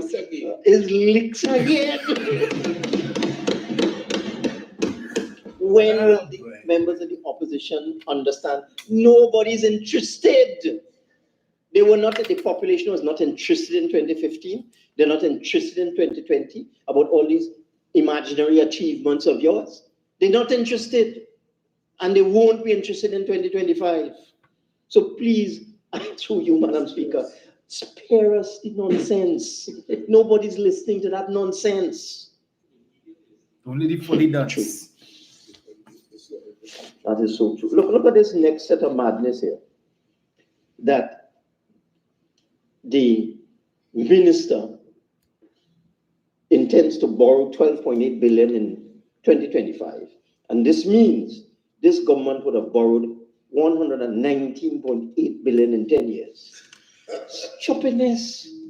Stupidness. If you go into the review of the economy, you will see the total public debt as we speak is $140 billion. The total public debt in 2015 was $75 billion. 140 minus 75 is not 120.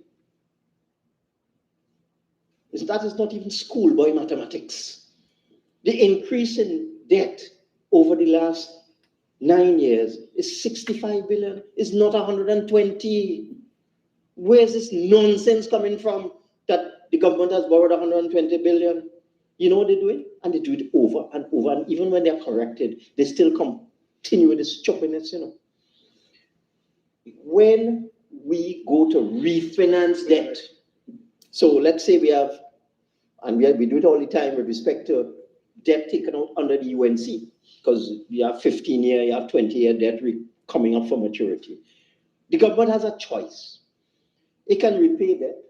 So for example, in 2024, in terms of repayment of debt, we have repaid $11 billion, believe it or not, in principal repayments in 2024, $11 billion. Reduced debt by $11 billion.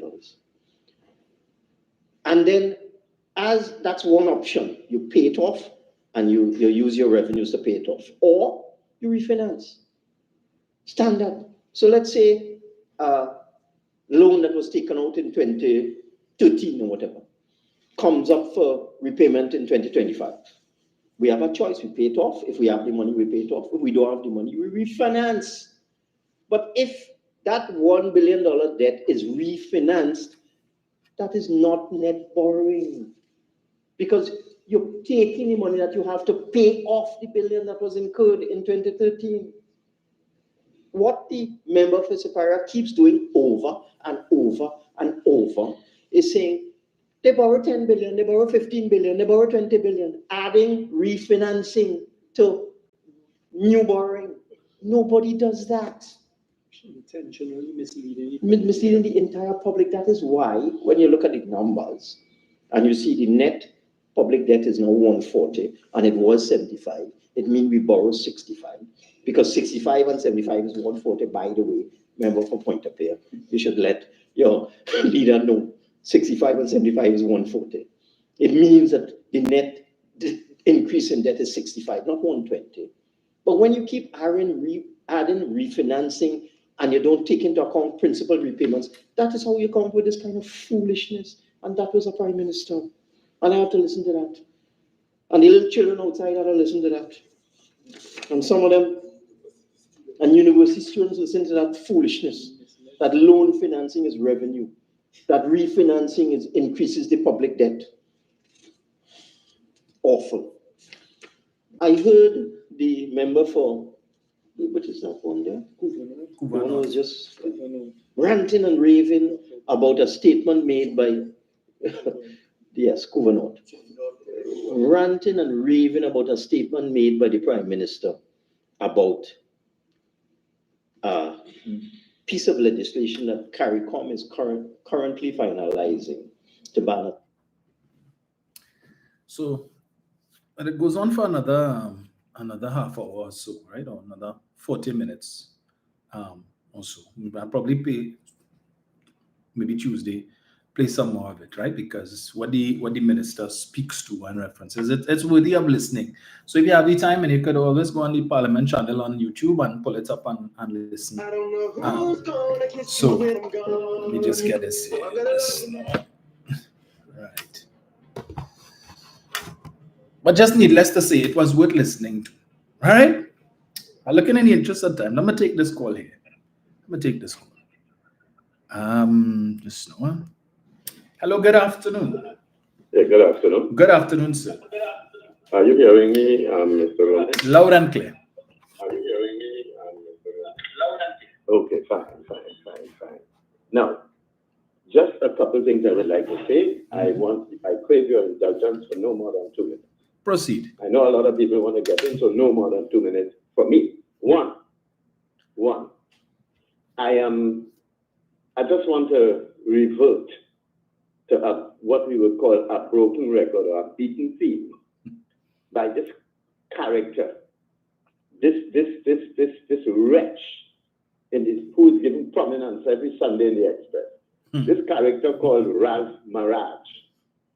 He goes back to his well-established statements of prejudice on the education system and why the Minister of Education isn't projecting and printing the names of the outstanding citizens in the SCA exams and CXC and so on and so on. In case people didn't realize it, that is code for racist prejudice. He wants to establish the fact that the Indian children are excelling, and he wants their name plastered across the newspapers, and he feels he attacks the Minister of Education and the government by extension for not facilitating him and his racist friends in the UNC with that kind of thing. And it is a well-established fact, and I agree with the minister. There are many children who get it in the top 100 or 200 who are very bright, but whose names would not reach the newspapers.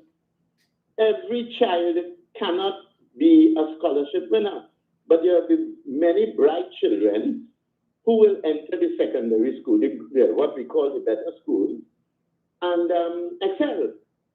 Now, again, he comes back to his usual nastiness. I don't know what obsession this man has with school violence, beating teachers, beating guards, and his favorite topic, teenage pregnancies. How the hell this man knows? How he knows that these girls get pregnant and they don't know who the fathers of these children are? Was he there when they were having sex? How does he know that? But you see, he's like Morgan Job. I want to help the young people, and I want to this, and I want to that.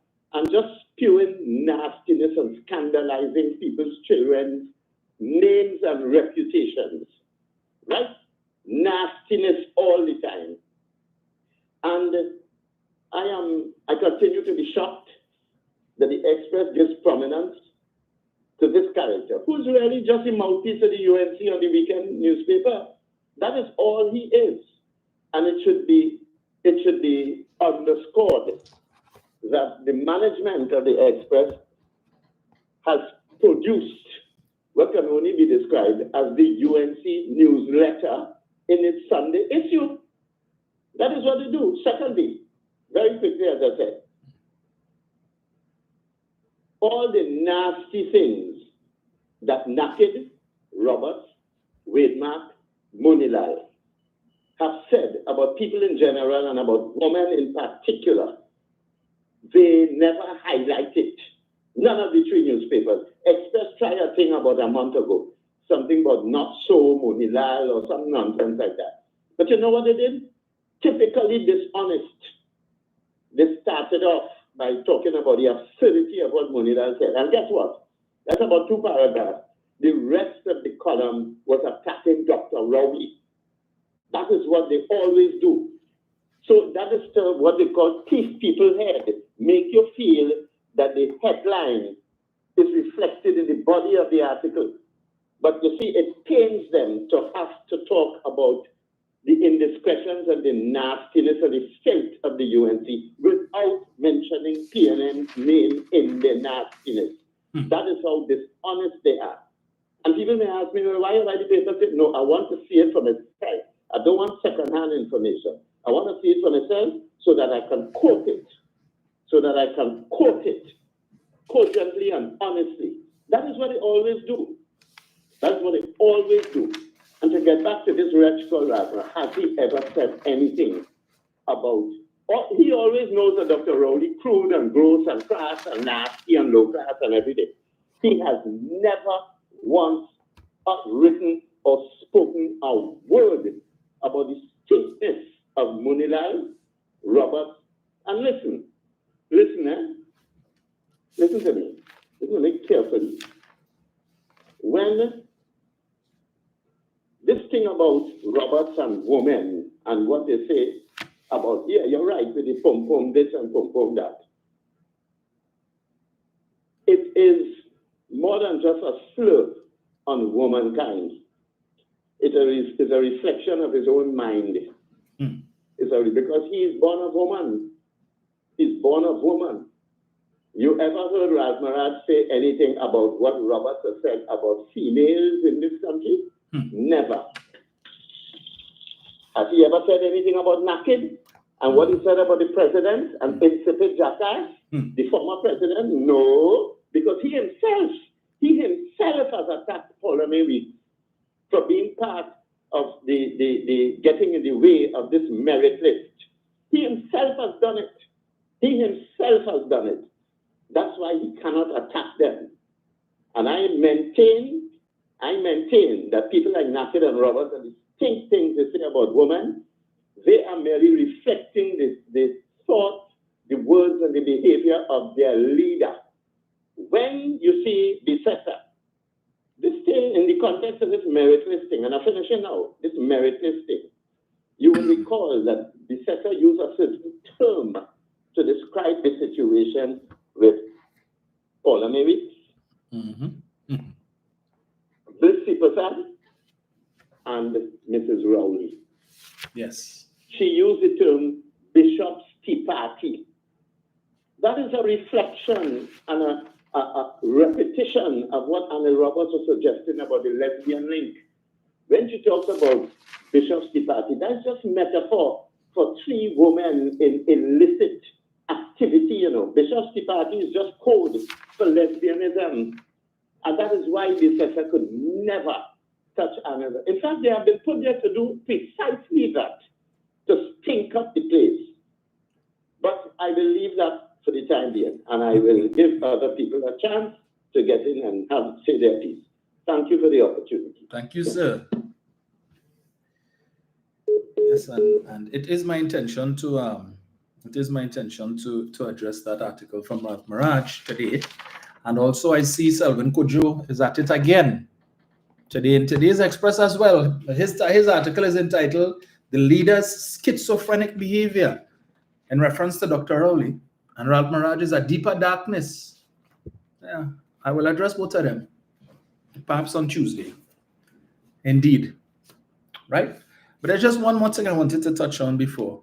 And it has to do with this. And it was a recurrent decimal in the budget debate about the food import bill. And the food import bill went from $5.4 billion to $7.3 billion. And what is government doing to bring down the food import bill? And they're not investing enough in agriculture. And agriculture could bring down the food import bill. Rubbish. Absolute rubbish. Right? Every time I hear them talk about this food import bill, and the first thing coming out of the mouth is about agriculture, and if we boost local production, and that will bring down the food import bill. Really? I went to 3 different groceries over the last week, right? Massy, Extra Foods, and Food Basket. Because I said to myself, I keep hearing them talking about this food import, but I want to see for myself, what is it exactly we imported that could account for this $7.3 billion? And this clown from Couva North, who fancies himself to be the Minister of Agriculture in waiting, come talking that stupidness. And you heard him there when I played the little clip with him just now, talking about he's spoken to farmers all over the country, and the farmers saying that this and that and the other and the next, and the government is not doing enough. This government has given over 100 farmers in the last 7 or 8 months over $11 million in grants, $100,000 for each farmer, right? For them to invest in their business. But you would never hear that clown come and talk about that. The government ain't doing enough. The Youth in Agriculture Homestead Program, he tried to attack that in his speech, right? He talked about the Shade House program down in Tucker Valley, where the mega farms were. The mega farms that they gave one man a whole mega farm, 100 acres to plant onions, and we end up with a restaurant and paved grounds to host carnival fete and the like, right? You gonna talk about that, you know? We're coming to talk about the mega farms, and somebody sent him a picture. Somebody sent him a picture, and in the picture, he's seeing the shade house projects overgrown with grass up to your waist. What utter rubbish, lies, and he's going to post it up on his Facebook page. Well, I check up until just before I came on just now. No video. You know why? Because he's a liar just like his leader, and there will be no video. Because he wouldn't talk about the fact. Talk about the video with the same young people who use the Shade House program. For those who don't have access to land but are inclined to agriculture and didn't go through the homestead program, they could use those facilities down there to come and plant. And he wouldn't tell us about the video about 3 weeks ago or a month ago where they were selling their first produce. You ain't gonna talk about that. But somebody sent him a video saying, the place overrun with grass and they were just mamagaing people and they had big ribbon cutting ceremony and all kind of foolishness. That's what he will talk about. Talk about Caroni Green. Under them, that was their answer to agriculture. Caroni Green, big article headline, millions spent, nothing to show. Talk about that. James, who is on YouTube here in the comments talking a mile. I will keep it live friendly. Right? Talk about Caroni Green. But this thing about the food import bill and the $7-point-something billion. And so I went to these 3 different chains of grocery stores. You know what I found? You have a lot of deals right now, buy one, get one free. On things that people hardly use. Pitted black olives in the can. Normally the price of one can based on what I saw is about $20-something, $28 or so. Now we're getting 2 for that price. You know why? Because nobody buying it. But it's imported. They're importing it. When you go into another section, Smucker's cherry preserves, $50-something a bottle for one. You know where they have it? Buy one, get one free.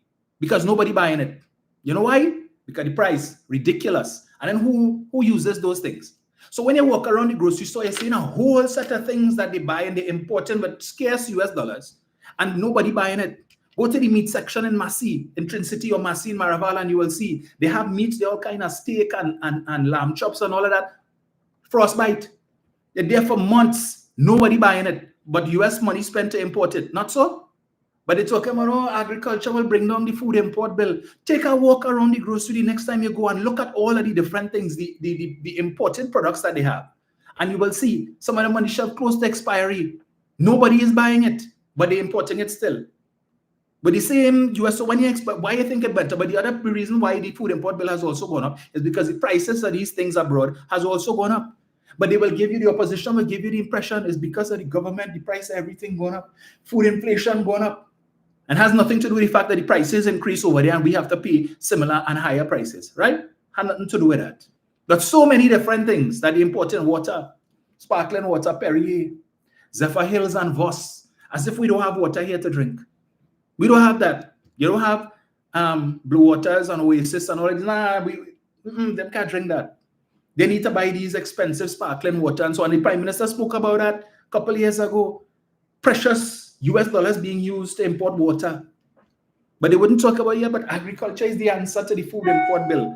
Really? How much yam and dasheen people eating? How much sweet green fig and sweet potato people really eating? That is what is being produced here.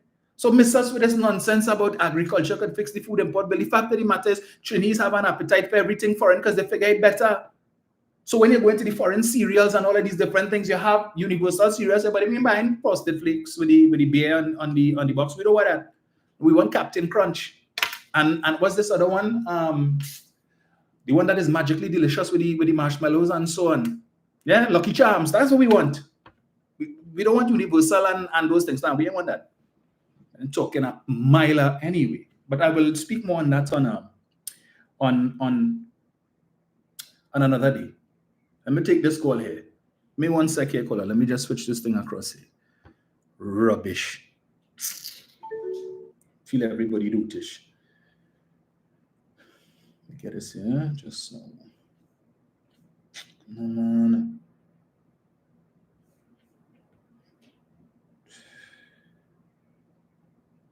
Okay, let me just get this here.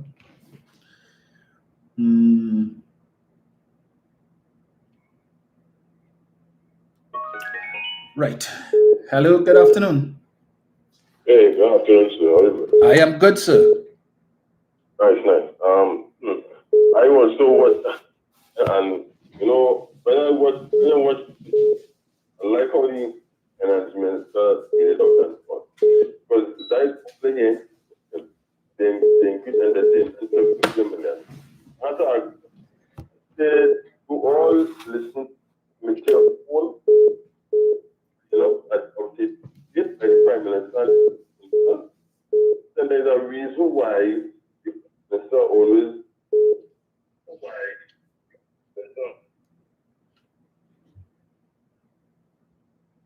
because he has over the last 9 years shredded all the forces that they came about every year when the Israel. You see how the finance minister the matter accounts, the mishmash of matter accounts, because that way it is a mix together, right? To come out here and fool people. Something.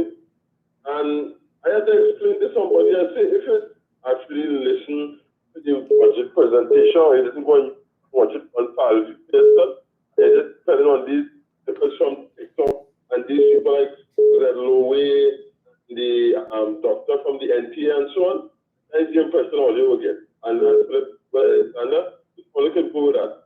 If you want to get the truth, there for you, who understood like a told people. Right? And I'm glad that you did that. The amount in 5 years, 170 million. And then you add on that the pilferage of 16 billion from NGC. You add the 400 million from export. You add the 165 million in EMBD. We keep adding it up. Right? And like I have to explain to somebody this morning who, but look, you get back pay when the back pay that was paid from 2015 was left behind. It shows every year. It's over 40 salary negotiations. You did not say anything, madam. You didn't say anything. Right? The government had to go and internationally to pay those debts to public servants by way of back pay. But they never talk about that. Understand? I look at Mr. presentation immediately after Mr. Manning. When he talk about Mr. Manning, talk about 6 million bus passes. Is a mistake. He meant to say 600,000. You could go and fact check that. Right? I was explaining to somebody, right? I don't know if you read the article on this, where he would have come back with the team from Cuba about the stay in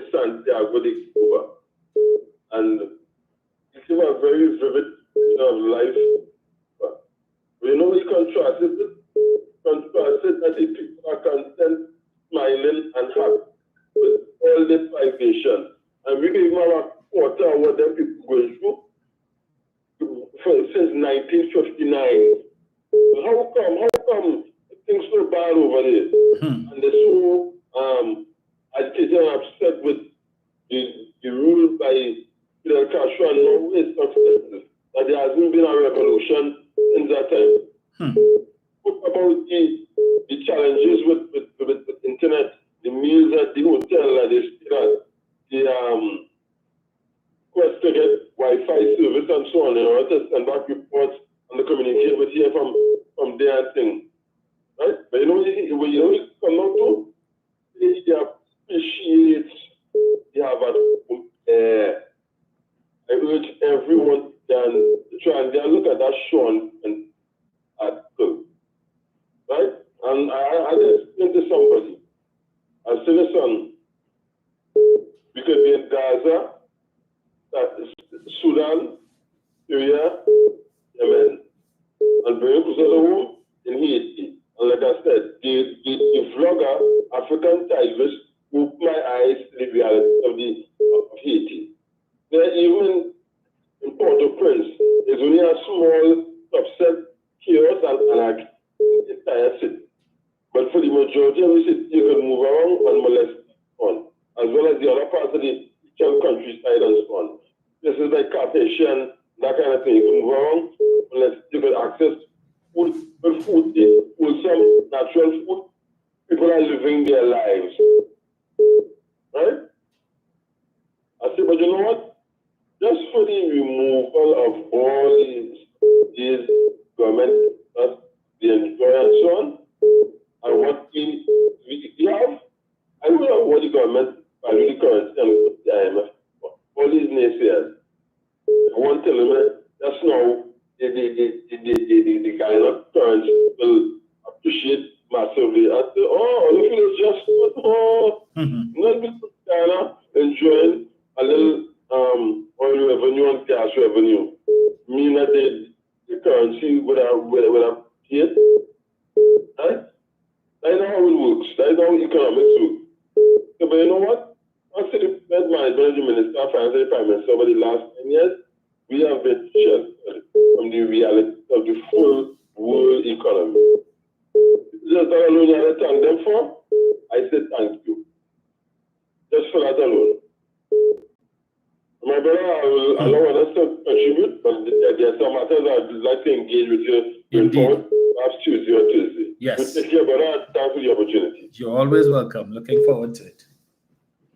Right, let me get this here. Let's see here, just now. Jenny. Hi, Dominic. Morning, well, afternoon, sorry. Hi, good afternoon, Dominic. Good afternoon. Also, locked in and tuning into facts and stubborn things. The situation with Minister Young, as you would have rightly said, and people not understanding it. It's not about context. He may have been in Parliament. However, Parliament was not in session. And a lot of back problems going on, unfortunately or fortunately. Sometimes people's mic are on or off, they don't actually hear.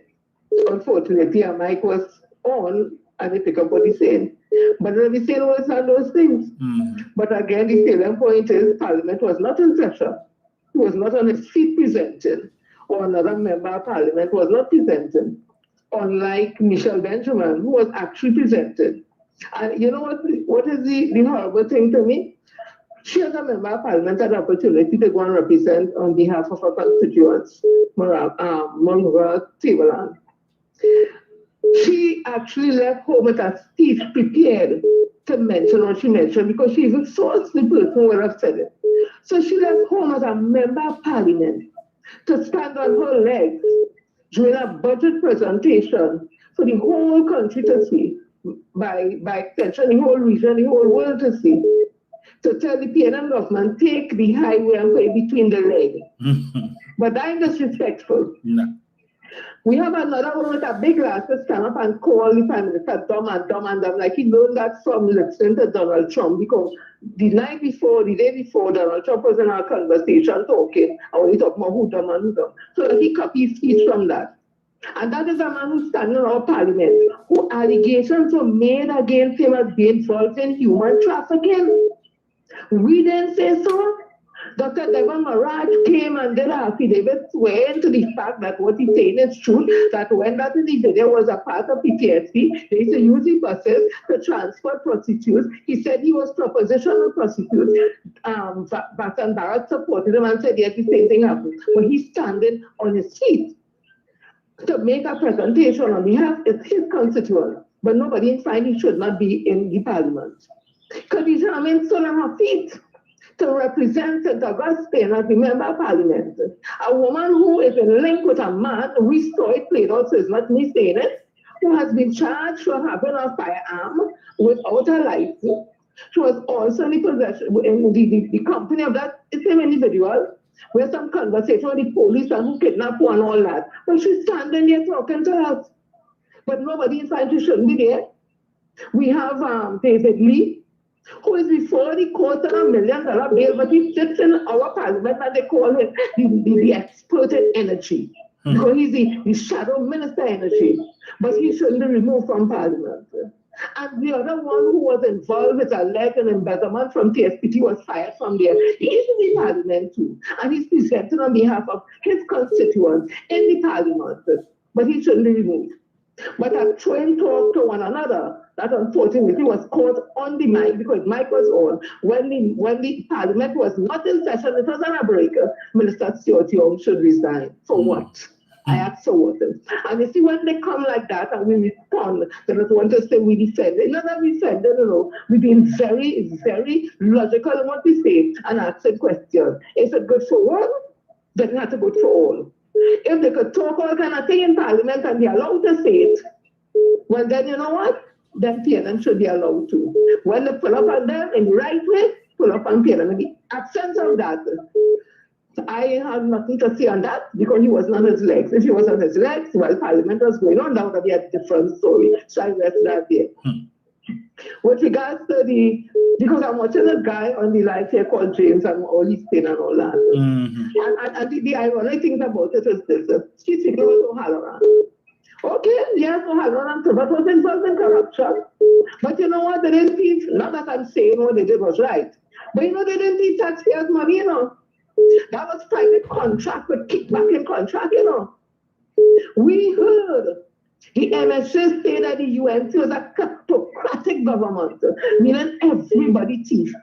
We heard Jack Warner say the legacy of the UNC in this country will be a legacy of corruption. He said while other political parties have pockets of corruption, and he mentioned Pravat and O'Halloran, he said the UNC, all of them corrupt.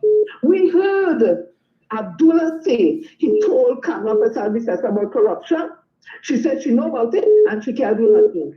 We heard Roche, that same Roche, sit down and talk about what the UNC did in this country, PP government between 2010 and 50, and we are not to allow them to get back in government. He said that they don't have the institution. They take money from every place they could take money. He said so.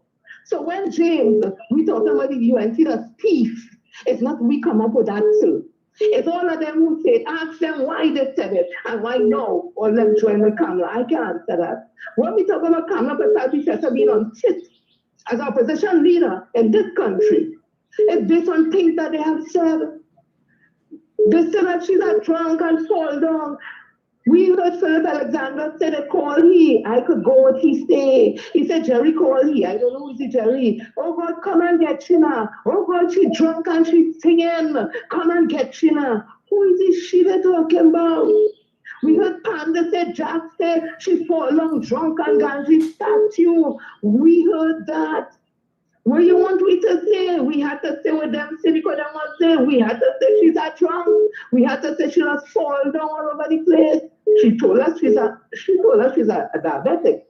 I have heard it said that she's a chain smoker. I could bring the video over the man talking. Me and here nobody get no reaction protocol letter, so I have to believe what he's saying may be true. And if it's an alcoholic, and is a diabetic, and is a chain smoker. That don't over well to the chances that you may have lost some limbs in truth. So we hear in conversation about 7 toes. That does not disqualify you from being a leader, of course not, because diabetes does not qualify anybody from being a leader. However, if your alcoholism is taking a toll on you where you cannot stand up in parliament and speak properly, and you cannot think collectively, because they say you have 5-day weekend, so a lot of things they're talking, they may have missed them in your 5-day weekend. Me and this, so if Jack was talking with Gary Griffith and they say that, so maybe the times there was not in parliament to miss all them things. So that when it comes to talk, you always talk as if you're dumb. Your song's dumb. So I'm taking what this Rattiram say, you're the one who sounds dumb, Kamala, and your cabinet sounds dumb. They are not well researched.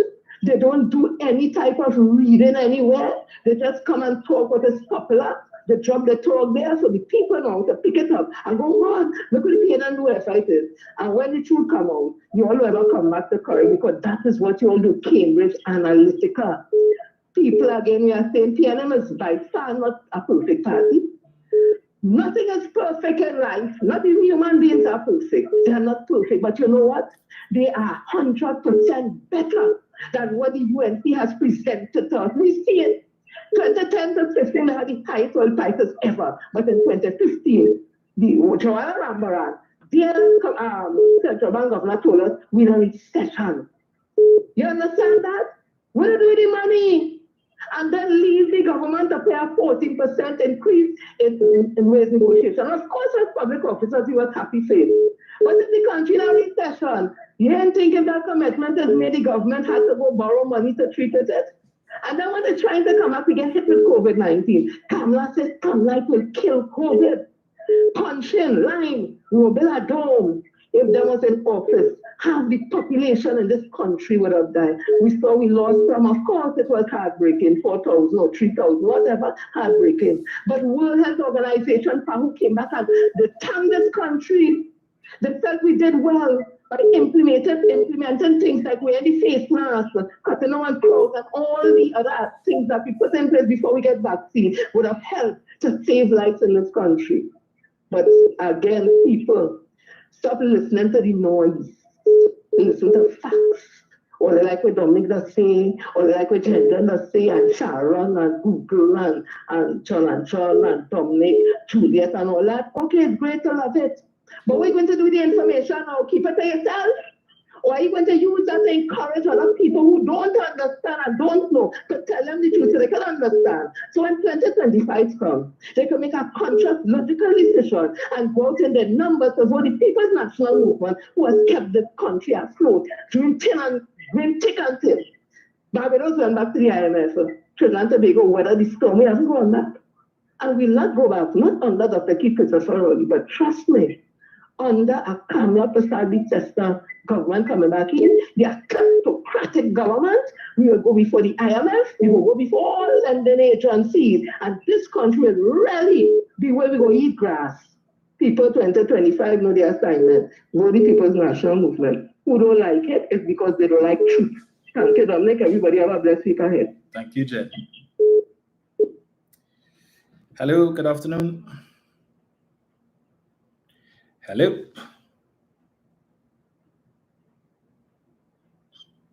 For your grace and your mercy. Can you hear me? Yes, go ahead. For your grace and your mercy, Father. God, we ask you bless this land, Father. And God, turn this land, Father God, back to you. I beg God you bless Mr. Young, the Prime Minister, and everyone in the Canadian party. And God, I bless them, I bless them, I bless them, Father God. I choose to bless this land today, just me. It amazes me the standards of those in yellow. When Roberts slandered, maligned,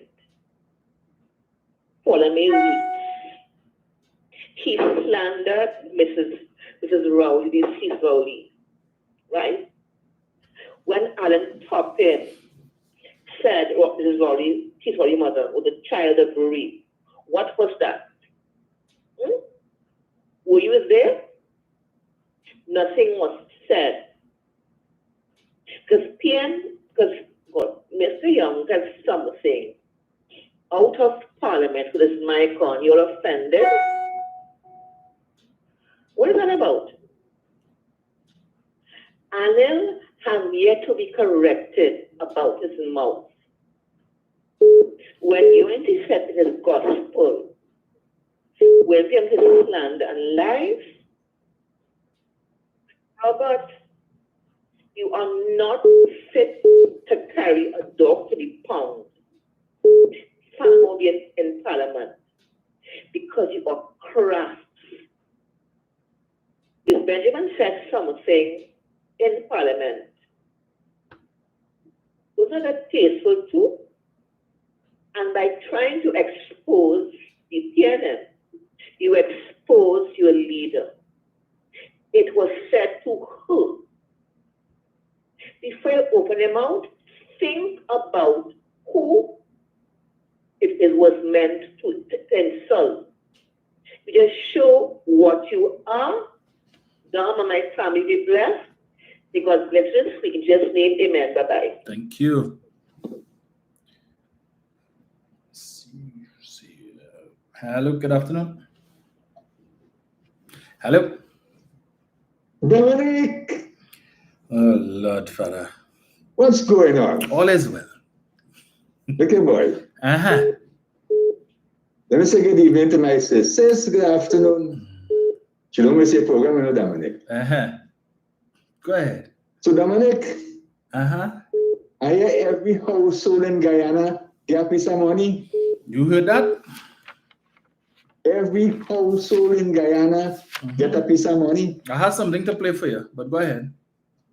Well, I just had to throw that inside it, but I ain't really called for that. All right. Dominic, back in the days, I used to talk on WAC radio station. It's been a while, but I can go back there. I used to talk on Power 102 with Sir Charles. It's been a while, but I can go back there. Before I left home, I spoke to my good friend, John Benoit. He even had to tell Alien Man to leave me alone when I call his program.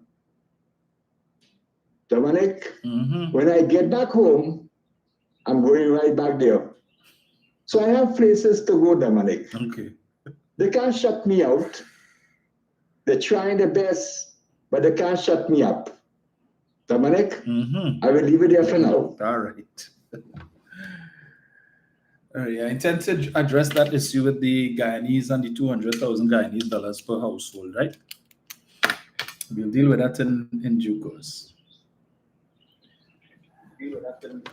Mr. Chance. Yes, good afternoon, sir. And how are you? Good. How are you, sir? Good. Are you all right, sir? All is well. Can't complain. Yes, very good. Always nice. A very, as usual, a very useful commentary and stuff on your callers. And Jenny and Mr. Yates touched on some very important points also to simplify. This afternoon, I want to address my contribution to Mr. Robert Lee Hunt. In a very special way, I want to talk to Mr. Lee Hunt too. But before I do so, I want to bring some good news to your listeners, you know. And under the heading, Action Speaks Louder Than Words. You will recall that for about 10 months ago, the government of Trinidad and Tobago, through Minister Stuart Young, had signed a 30-year OFAC license with respect to gas from the Dragon gas field, okay? Yes. Those were words. But 2 days ago, the action in respect of recovering that Dragon gas started, Dominic. A survey vessel has commenced the technical survey in the seabed between the Dragon gas and the Hibiscus platform in Trinidad and Tobago. I go further to say the gas will be imported through a $1 billion pipeline to the Hibiscus platform in Trinidad and Tobago.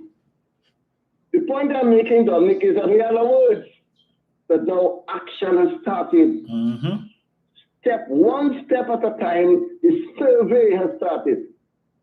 It is calculated that the Dragon gas contains 4.2 trillion cubic feet of gas. It is expected that Trinidad and Tobago will receive 150 million standard cubic feet of gas per day. Let me say that again. Based on this arrangement, Trinidad and Tobago will receive 150 standard cubic feet of gas per day. I leave that there because that is a platform I'm using now to say action speak louder than words, and we're on the road to 2027, where the benefits of all that words and action will be cemented for the people of Trinidad and Tobago. And as Jenny said, don't forget the assignment. You cannot put at this time in your life, but you cannot do that, to expose that to kleptocrats. And I'm not saying that because a senior member of the MSJ described them as kleptocrats. And by the way, a kleptocrat is a government official who's a thief. That's what it is. A kleptocrat. But I add bandits and crooks and all of that. But specifically, a kleptocrat is a government official.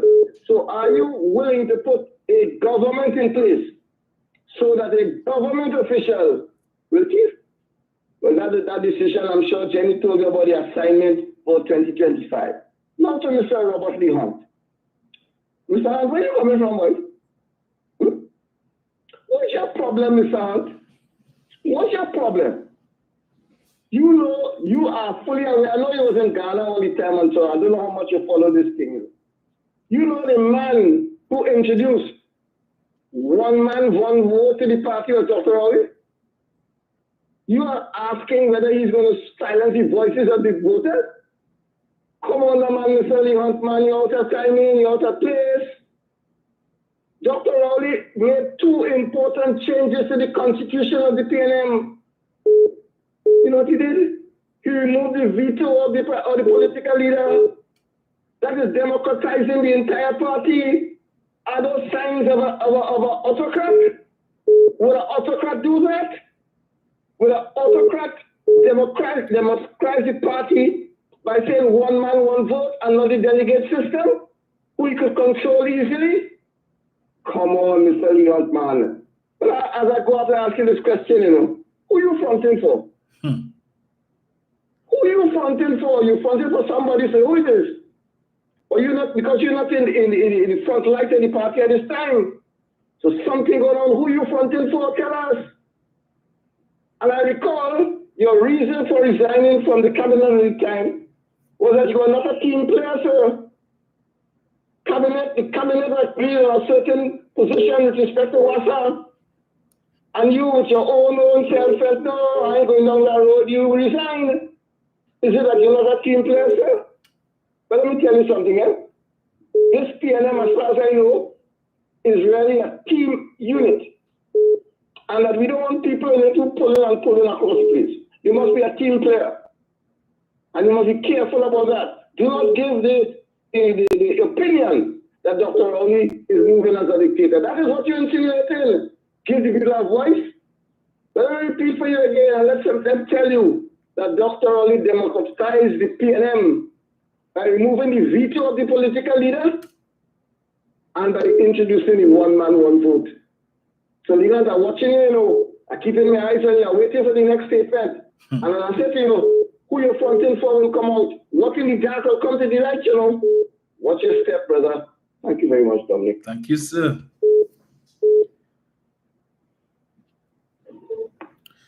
Brian. Hello. Hello? Yes, sir. Hello? Yes, Brian, we're hearing you. Dominic, I hope you're hearing me. Loud and clear. I'm not hearing you so clearly. I think a squeak. No, go ahead, Brian. We're hearing you loud and clear. Go ahead. Hello? Yeah, Brian, we're hearing you loud and clear. No, okay, I'm now hearing you. Good afternoon to you, Dominic. Good afternoon to you, listeners and callers. I too heard Mr. Lee Hunt. I was very surprised because I wanted to know where that came from. He wasn't even on the radar for me. I thought he's happy in the IADB, I believe he is now. Oh, his term ended. Huh? His term ended. It was I think a 2 or 3 year term. It ended. Anyway, I thought he would have been happy wherever he was, and to come out and make that statement that has no, I don't know where it came from. It just came from left field, as you would see. Has no bearing on anything as far as I'm concerned. He's just trying to throw conjecture into the mix, maybe set people's mind thinking all sorts of weird things. I don't know where it came from, but we need to see. You see, a lot of people, Dominic, who have not been given portfolios or have not been recognized by the Honorable Prime Minister, they all have a little bit of beef with him. And they will use any avenue or any time they can get an opportunity to come out and say something, very negative about the People's National Movement, and just throw something in the mix to have people thinking, ultraverse to the forward-moving PNS, People's National Movement. But that's okay. We are accustomed to them. We are accustomed to that, and that will get him nowhere. The People's National Movement has to stay positive, and a lot of good things have been done over the last 9 to 10 years, and we have to thank the Honorable Dr. Rowley. If he seems to demit office at any time in the near future, all that he has done for us, kept us, especially keeping us out of the hands of the IMF. Right? Because many of the countries I hear these naysayers applauding are in the hands and the throes of the IMF. Right? I don't listen to them. They have nothing to offer. But Dominic, people, I hope people really listen and didn't just hear or wait for the part of where the appropriation part of the budget to see what they get in. And I hope they really and truly listen to some of these things that came out in the budget that many of us may not have heard about before. Mm-hmm. Because between 2010 and 2015, remember for Cuba North, I'll come back shortly, but he was talking about pet after pet after pet. But in every preceding year of the UNC's partnership's tenure, Kamla Prasad Bissessa was having a good time. From $14 million in 2010, just for those few months that they got into when they got into office, to culminate that in 2014, it went from 14 million in 2010 to 35 million. But in 2014, you spent $44 million. $44 million when oil prices were dropping. And gas went down to 3.8 billion scopes a day from 4.2. You spend most amount of money at the Prime Minister's residence where you did not even stay, because many times I saw you coming out of your residence in Philippines 1:30 in the day. So you want to tell me $44 million in 1 year? Doing what? That is madness. $173+ million in 5 years, 3 months, and 14 days. Fetching. And you didn't even know where we had which Atlantic LNG trains, which trains we had shares in. You didn't even know that. You didn't even know that when you added up the revenue for the budget for 2024-2025. According to you, it wasn't matching, but you didn't know anything about the Green Fund and the unemployment levy is added to it. You didn't know that? After being a prime minister for 5 years, 3 months, and 14 days? You who sat next to your Minister of Finance, you never understood how a budget is done, and you replied to a budget for the last 10 years, and you didn't understand how revenue is achieved, acquired.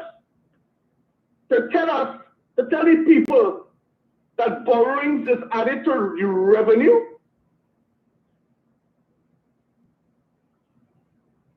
That is madness for me. So you learned absolutely nothing as Prime Minister and as opposition leader. You learned nothing. So your contribution, as far as I'm concerned, renders zero contribution.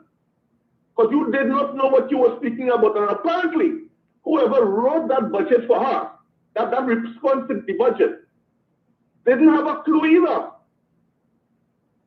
So she just got any Tom, Dick, and Harry to write something, to come and just speak on a response to the budget, and that's it. That they didn't even understand how revenue is achieved for Trinidad and Tobago. It is crazy. And you're just throwing out numbers. But you know what struck me as well in the budget?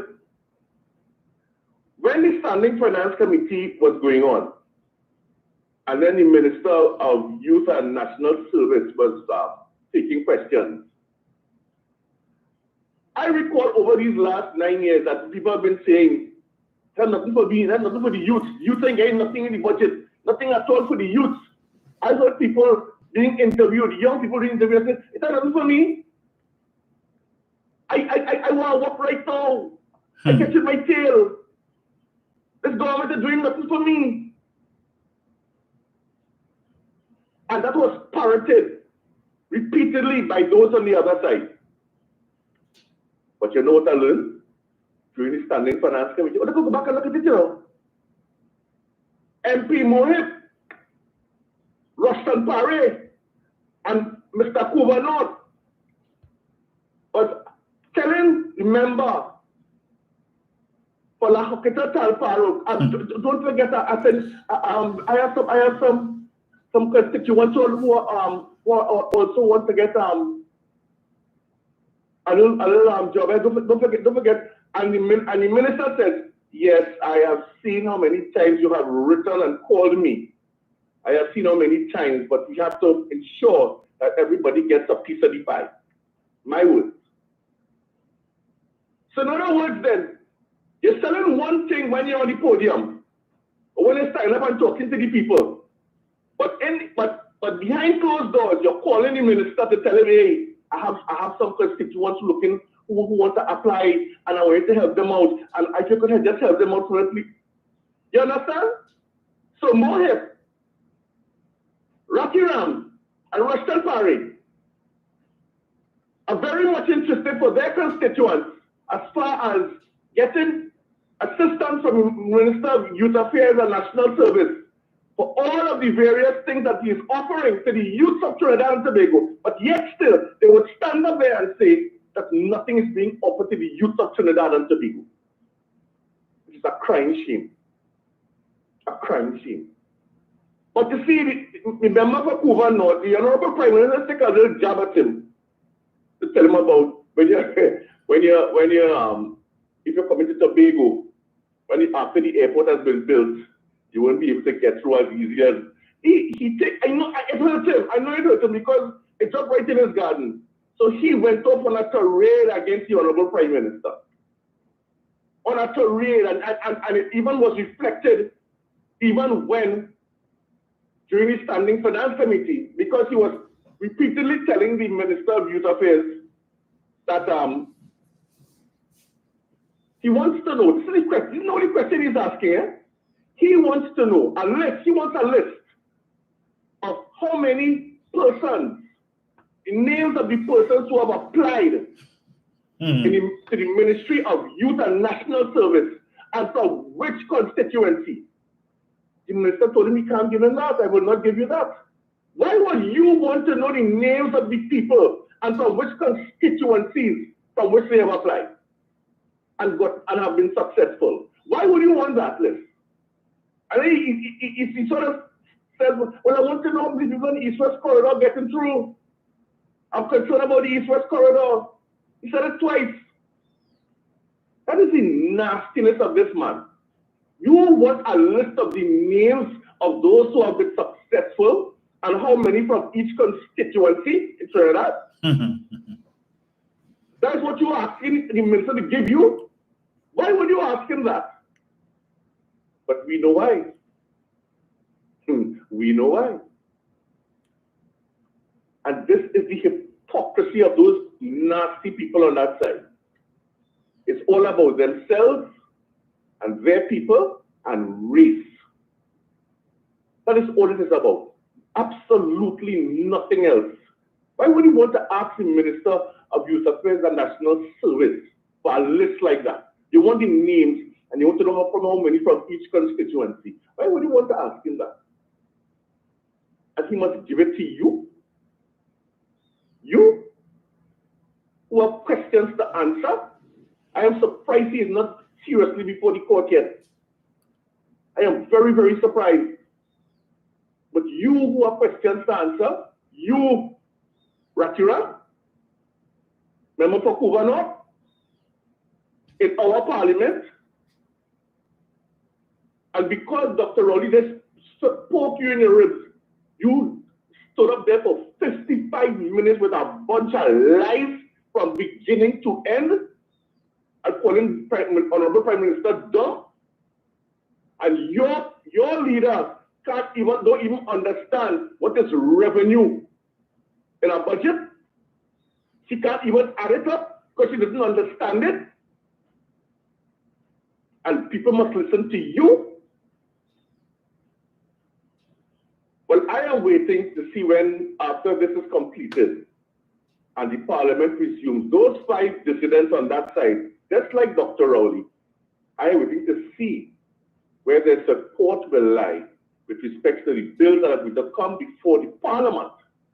I am eagerly awaiting to see, Dominic, where their true support lies. If they have gotten back the balls, or if they have still left it with the opposition leader. Because they are going to remain there, right where they are until the next election. And based on their words and their utterances and their contributions during the parliament, which is saying one thing, at the same time saying something different in their contribution, I wait to see how they will vote when certain bills are brought before the parliament, especially with respect to Tobago, with respect to certain laws and so on that are going to come up again. I want to see how they're going to vote, Dominic. And Dominic, what was also interesting finally was the contribution from Shampa Ojo Lewis. It appears as though, Dominic, that the $50 million that was given to the THA has not resounded to the benefit of those who work, those Tobagonians who have worked with respect to the cleaning up aspect of the oil spill. Because according to Shampa Ojo Lewis, she met at least one person who was very concerned that she's still waiting on her money. And she's at a low level. They say that she's some big contractor. She was assisting with the cleanup. And even up to now, she hasn't gotten her money, Dominic. When that gentleman has gotten his $50 million. But then there are many others like her who would not have been paid as yet. What is this man doing with all of this money that he's getting, Dominic Romain? And he still wants more? And the money that he got to pay these people who assisted in the cleanup have not been paid as yet? What is he doing with that money? These are some of the questions we have to ask Tobago and the THA and the Chief Secretary. And he has gone extremely silent recently. Nothing at all is coming out from him. I wonder why. What is he doing with this money? Where, according to the UNC, where the money gone? We wait to find out. Have a good day, Norman. Thank you, sir. Right, so probably have another 10 minutes or so to the folks on Facebook. Yeah, that device again. So just on YouTube for the time being. You see what this James is saying. I don't really like to engage this nonsense that these people talking about. I saw him there talking about what did asking Jenny what did she get over the last 9 years. James, you have a job? Let me ask you something. What's your? You don't need to tell us your salary, right? But as I just was telling somebody here on Facebook, and they're listing all the things that they were getting under Kamala and as opposed to the last 9 years. I always say, Kamala, Keith Rowley gave you an increase in your personal allowance from 60 to 90,000. As a result of that, thousands of public servants and citizens across the country no longer pay income tax. Were you the beneficiary of that? How many increases did Kamala give you in your personal allowance between 2010 to 2015? Zero. Not one. None. Keith Rowley reduced VAT from 15% to 12.5%. You know what the VAT rate is in Barbados? 17.5%. And throughout the rest of the Caribbean, most of the countries, save and except for maybe one or two that also have 12.5% like us, it's still at 15%. So the next time you decide to go and buy a brand new car, if you can afford it, here what to do? Tell the dealership, you see that 2.5% that are saving on VAT? I want to pay 15. I don't want to pay 12.5 because Rowley reduced it to 12.5 and I don't want that. Tell them that. Hello, good afternoon. Good afternoon. Hi, good afternoon. I was very happy that a few of the people addressed the hunt issue because it perturbed me last week. And I think what coming out of it, people have to realize that the anti-PNM operatives within the PNM, right? This goes past Robert Hunt, it goes past, Prime Minister Rowley, who clearly people have an issue with. This is now about the operations of the PNM party as a party that has functioned scale. And the nice thing about it, I think we should thank Guardian and Express and those people, because they always go first to those anti-PNM operatives. You know, Robert Hunters came out of nowhere. The PNM chairman and party took a decision, we don't know why. They don't go to the chairman, who's the one tasked with ensuring that the elections happen or not. No. They find somebody who have nothing to do. I don't think I could be wrong, but he is any form of action on the committees that are responsible for ensuring that the elections take place. But you know that the chairman is. They don't go to the chairman, they find the hunt. And that would have been the second time within the past week or two that I saw him making a statement. First thing was about, it was water, and I saw it and was like, really? So the game is afoot, and they're all coming out of the woodwork, so I suppose you can expect more. Right? For me, I saw the announcement, and I said, okay, that's strange. But logical brain says, if the election was supposed to be next month, it was fairly early next month, within 3 weeks to a month, and you have not even met people who are going to be vying for positions, you indicated today that you were asked to throw your hat in again, right? But look at the timeline.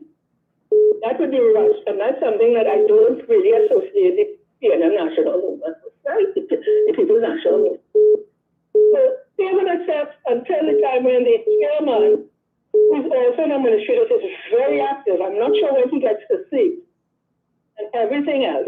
They would accept the time that they come out unless the press sees it fit to actually do their job properly and not be a rap sheet There's an inquirer. I don't know what to call them now. I think calling an inquirer is insulting the inquirer. Right? So even except they decide to do their job, we'll be left in abeyance and that's who's saying we sell with me. Somebody like me, I was confused to see what is happening. That's what? The $200,000 Guyanese dollars. Oh God, Trinidadian. You know, somebody, a Guyanese person who wrote, indicated $200,000. It's so much money, and people here want to make a fuss. It gives them the ability to buy a fridge. Think about it. To buy a fridge. Or to make some repairs on their vehicles. It's not much money. It's plenty Guyanese money. I remember back in the day, a bread was nearly $300. So in the context, it might sound like a lot of money to them. We are one of the best paid people in the Caribbean, if not the world. That's why a lot of people want to come here when they see the kind of money that they could make. Okay? When they reach and then they realize, okay, the tax, and back in the day, remember, tax was 30%, 35%, right? Because I want to know it. And it isn't coming down. So we need to be adults.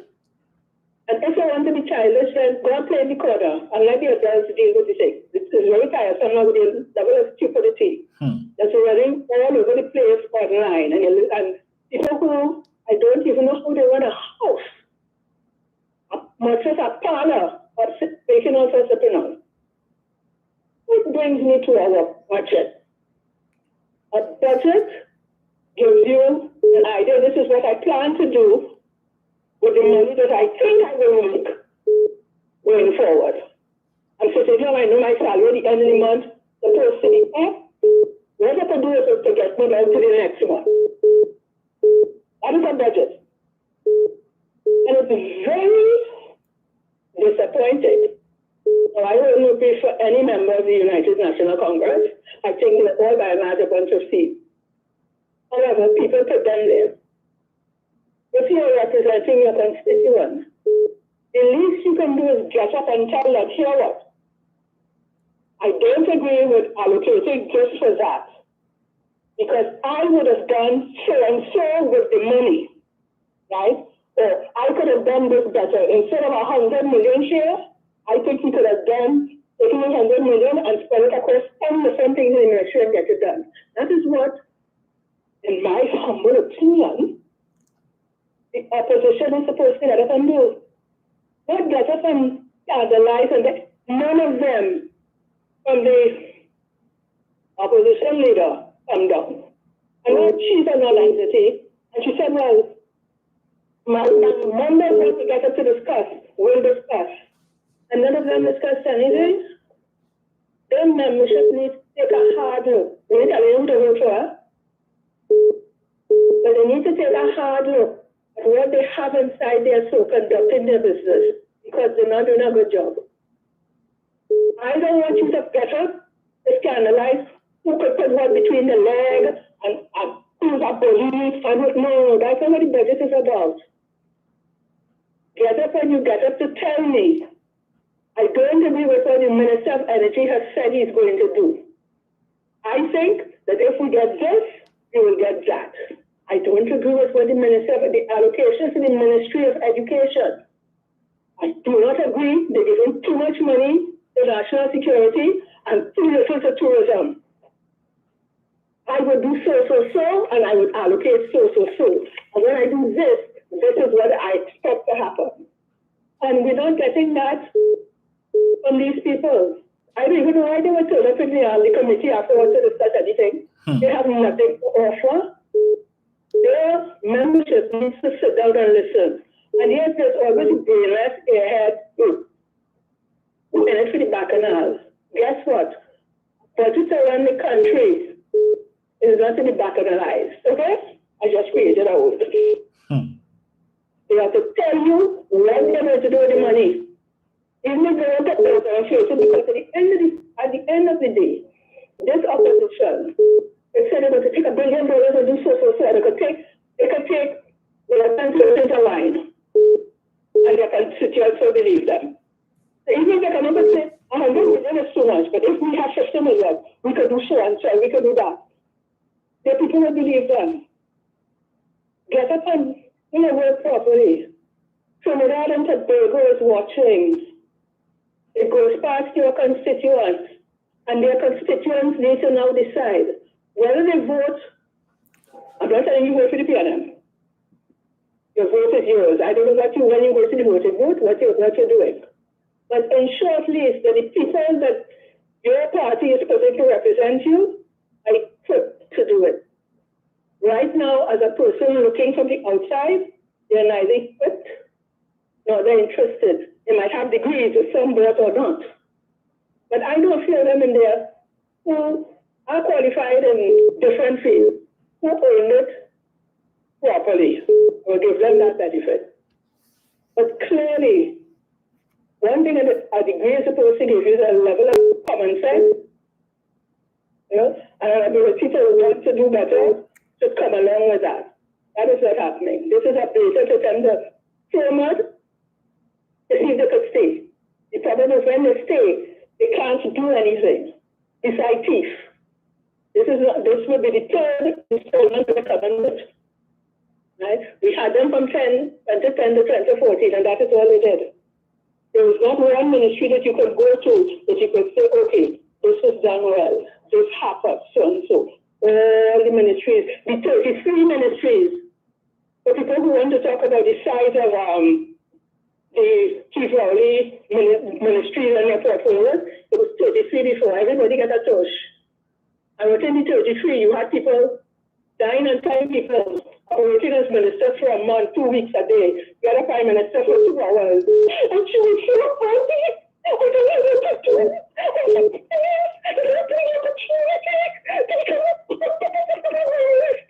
I watched in shock or disgust and horror.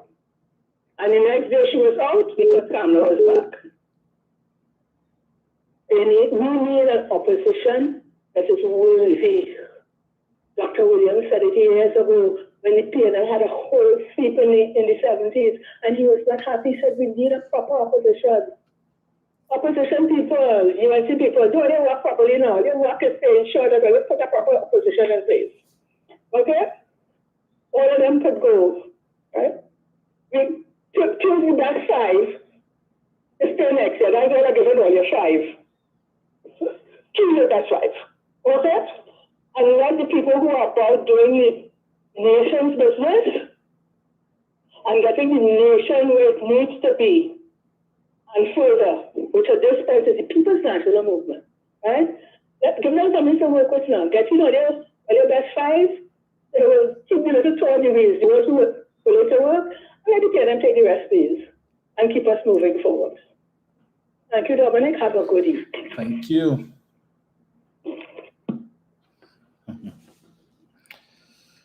Right, so it is 2:03, folks. As always, let me thank you for joining me.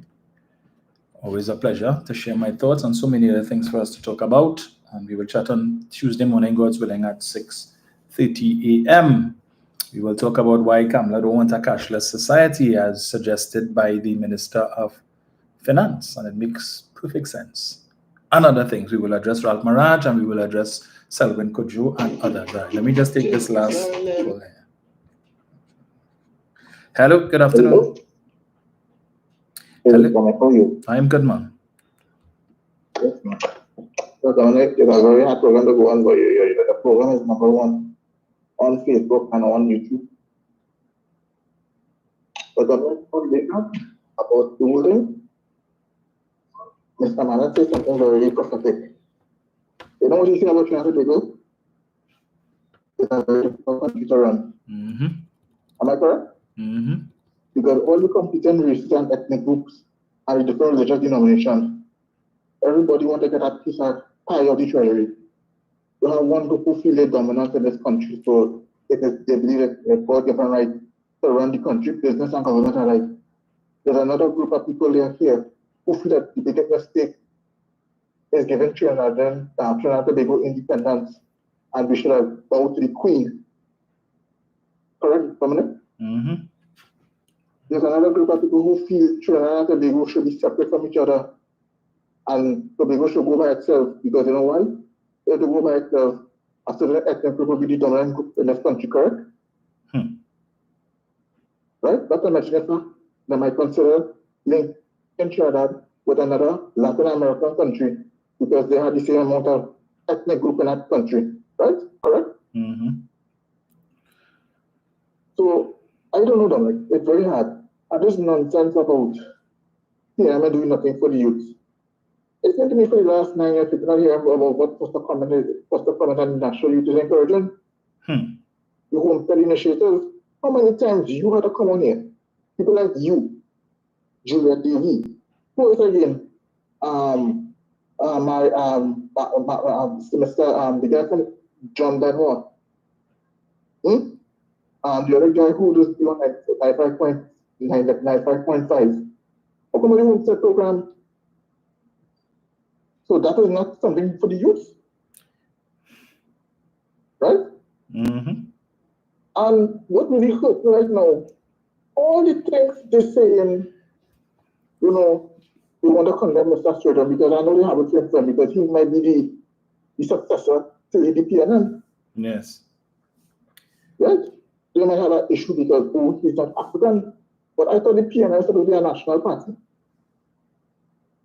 So I'm very confused about that. So who they want to lead the PNM? Right?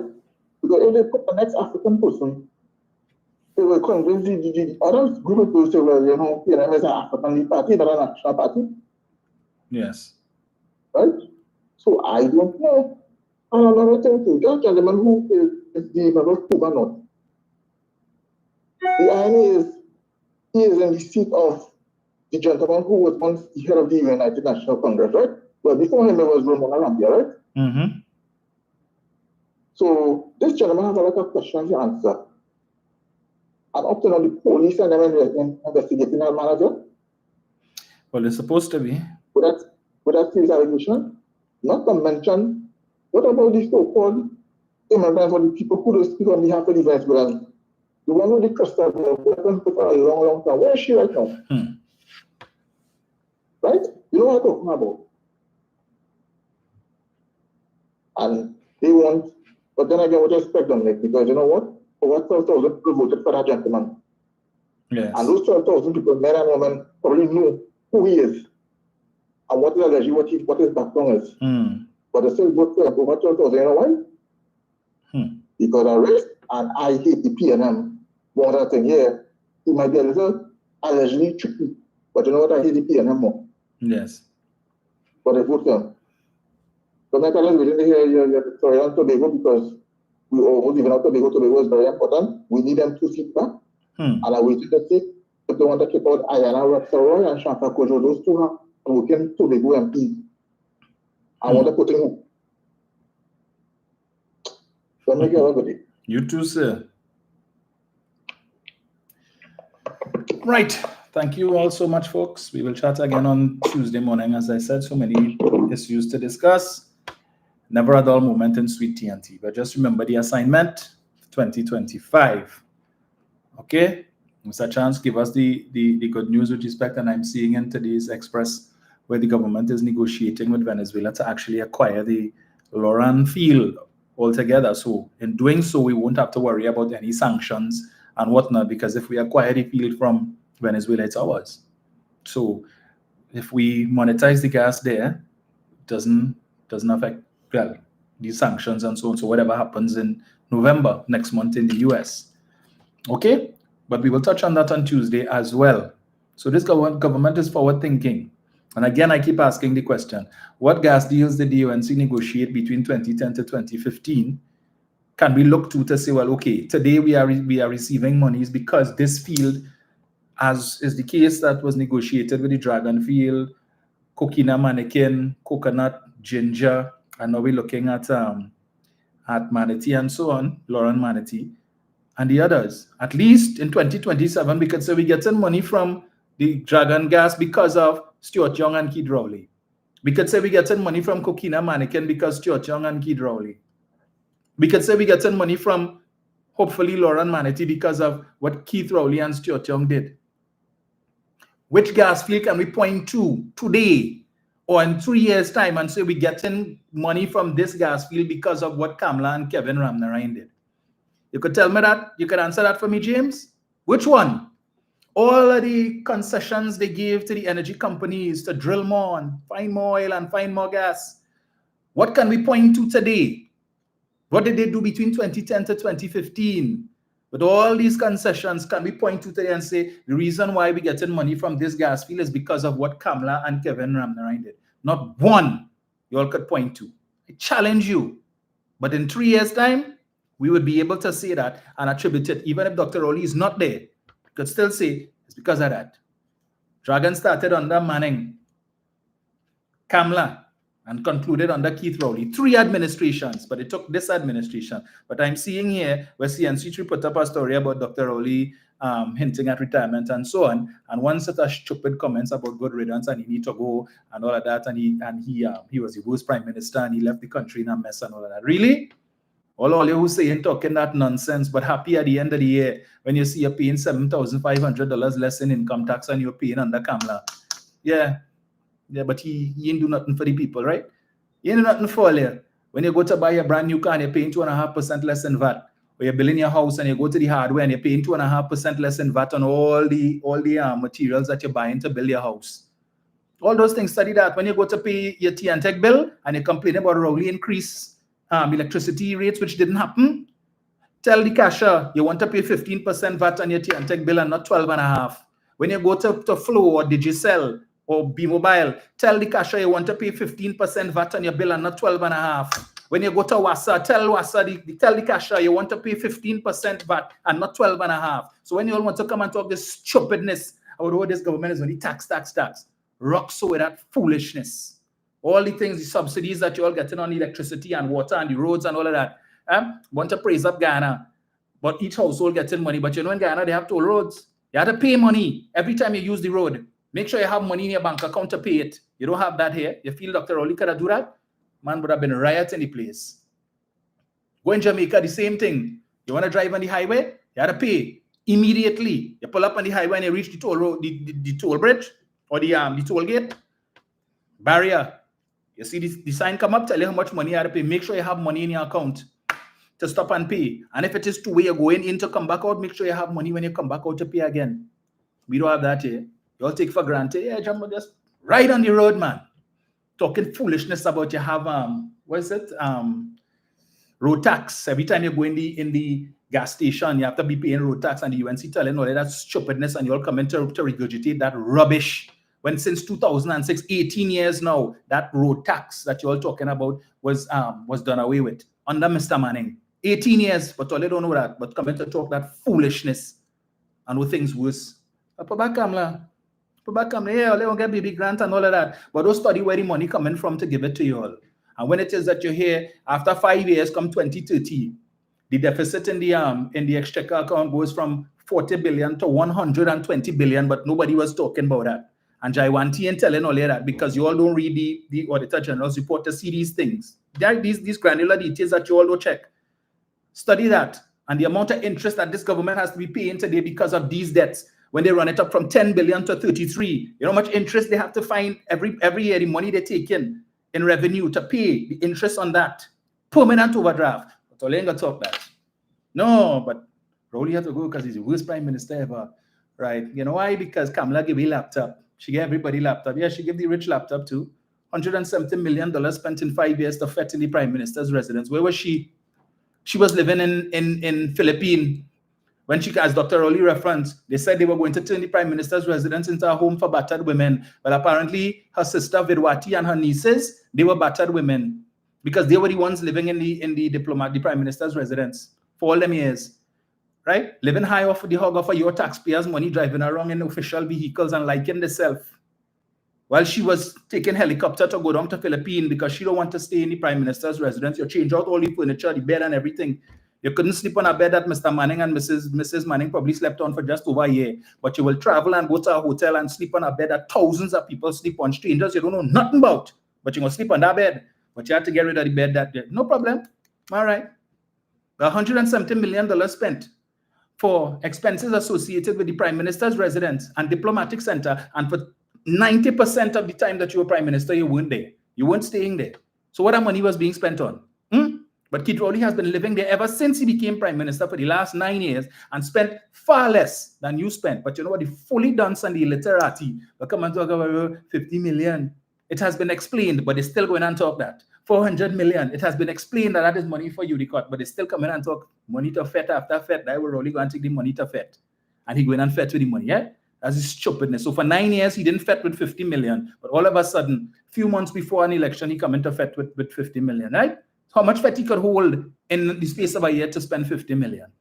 And he knows full well, the UNC love to do freedom of information requests. You feel Dr. Rowley could spend 50 million and the UNC wouldn't go and file a freedom of information request to find out what the money was spent on so that they could create bacchanal and control for the election? Dr. Rowley is a seasoned politician. Basically, like to talk that dotishness and take chain up. Put them back. Put them back. And when you hear the thief and start and every Monday morning a minister being fired, just sit down and hush all your mouth and put your finger on your lip and say, I vote for that. Let me hush. And hush for 5 years. Folks, we will chat again next week on Tuesday, sorry. Fed up with them and their nonsense. Have a good Sunday. Enjoy the rest of it.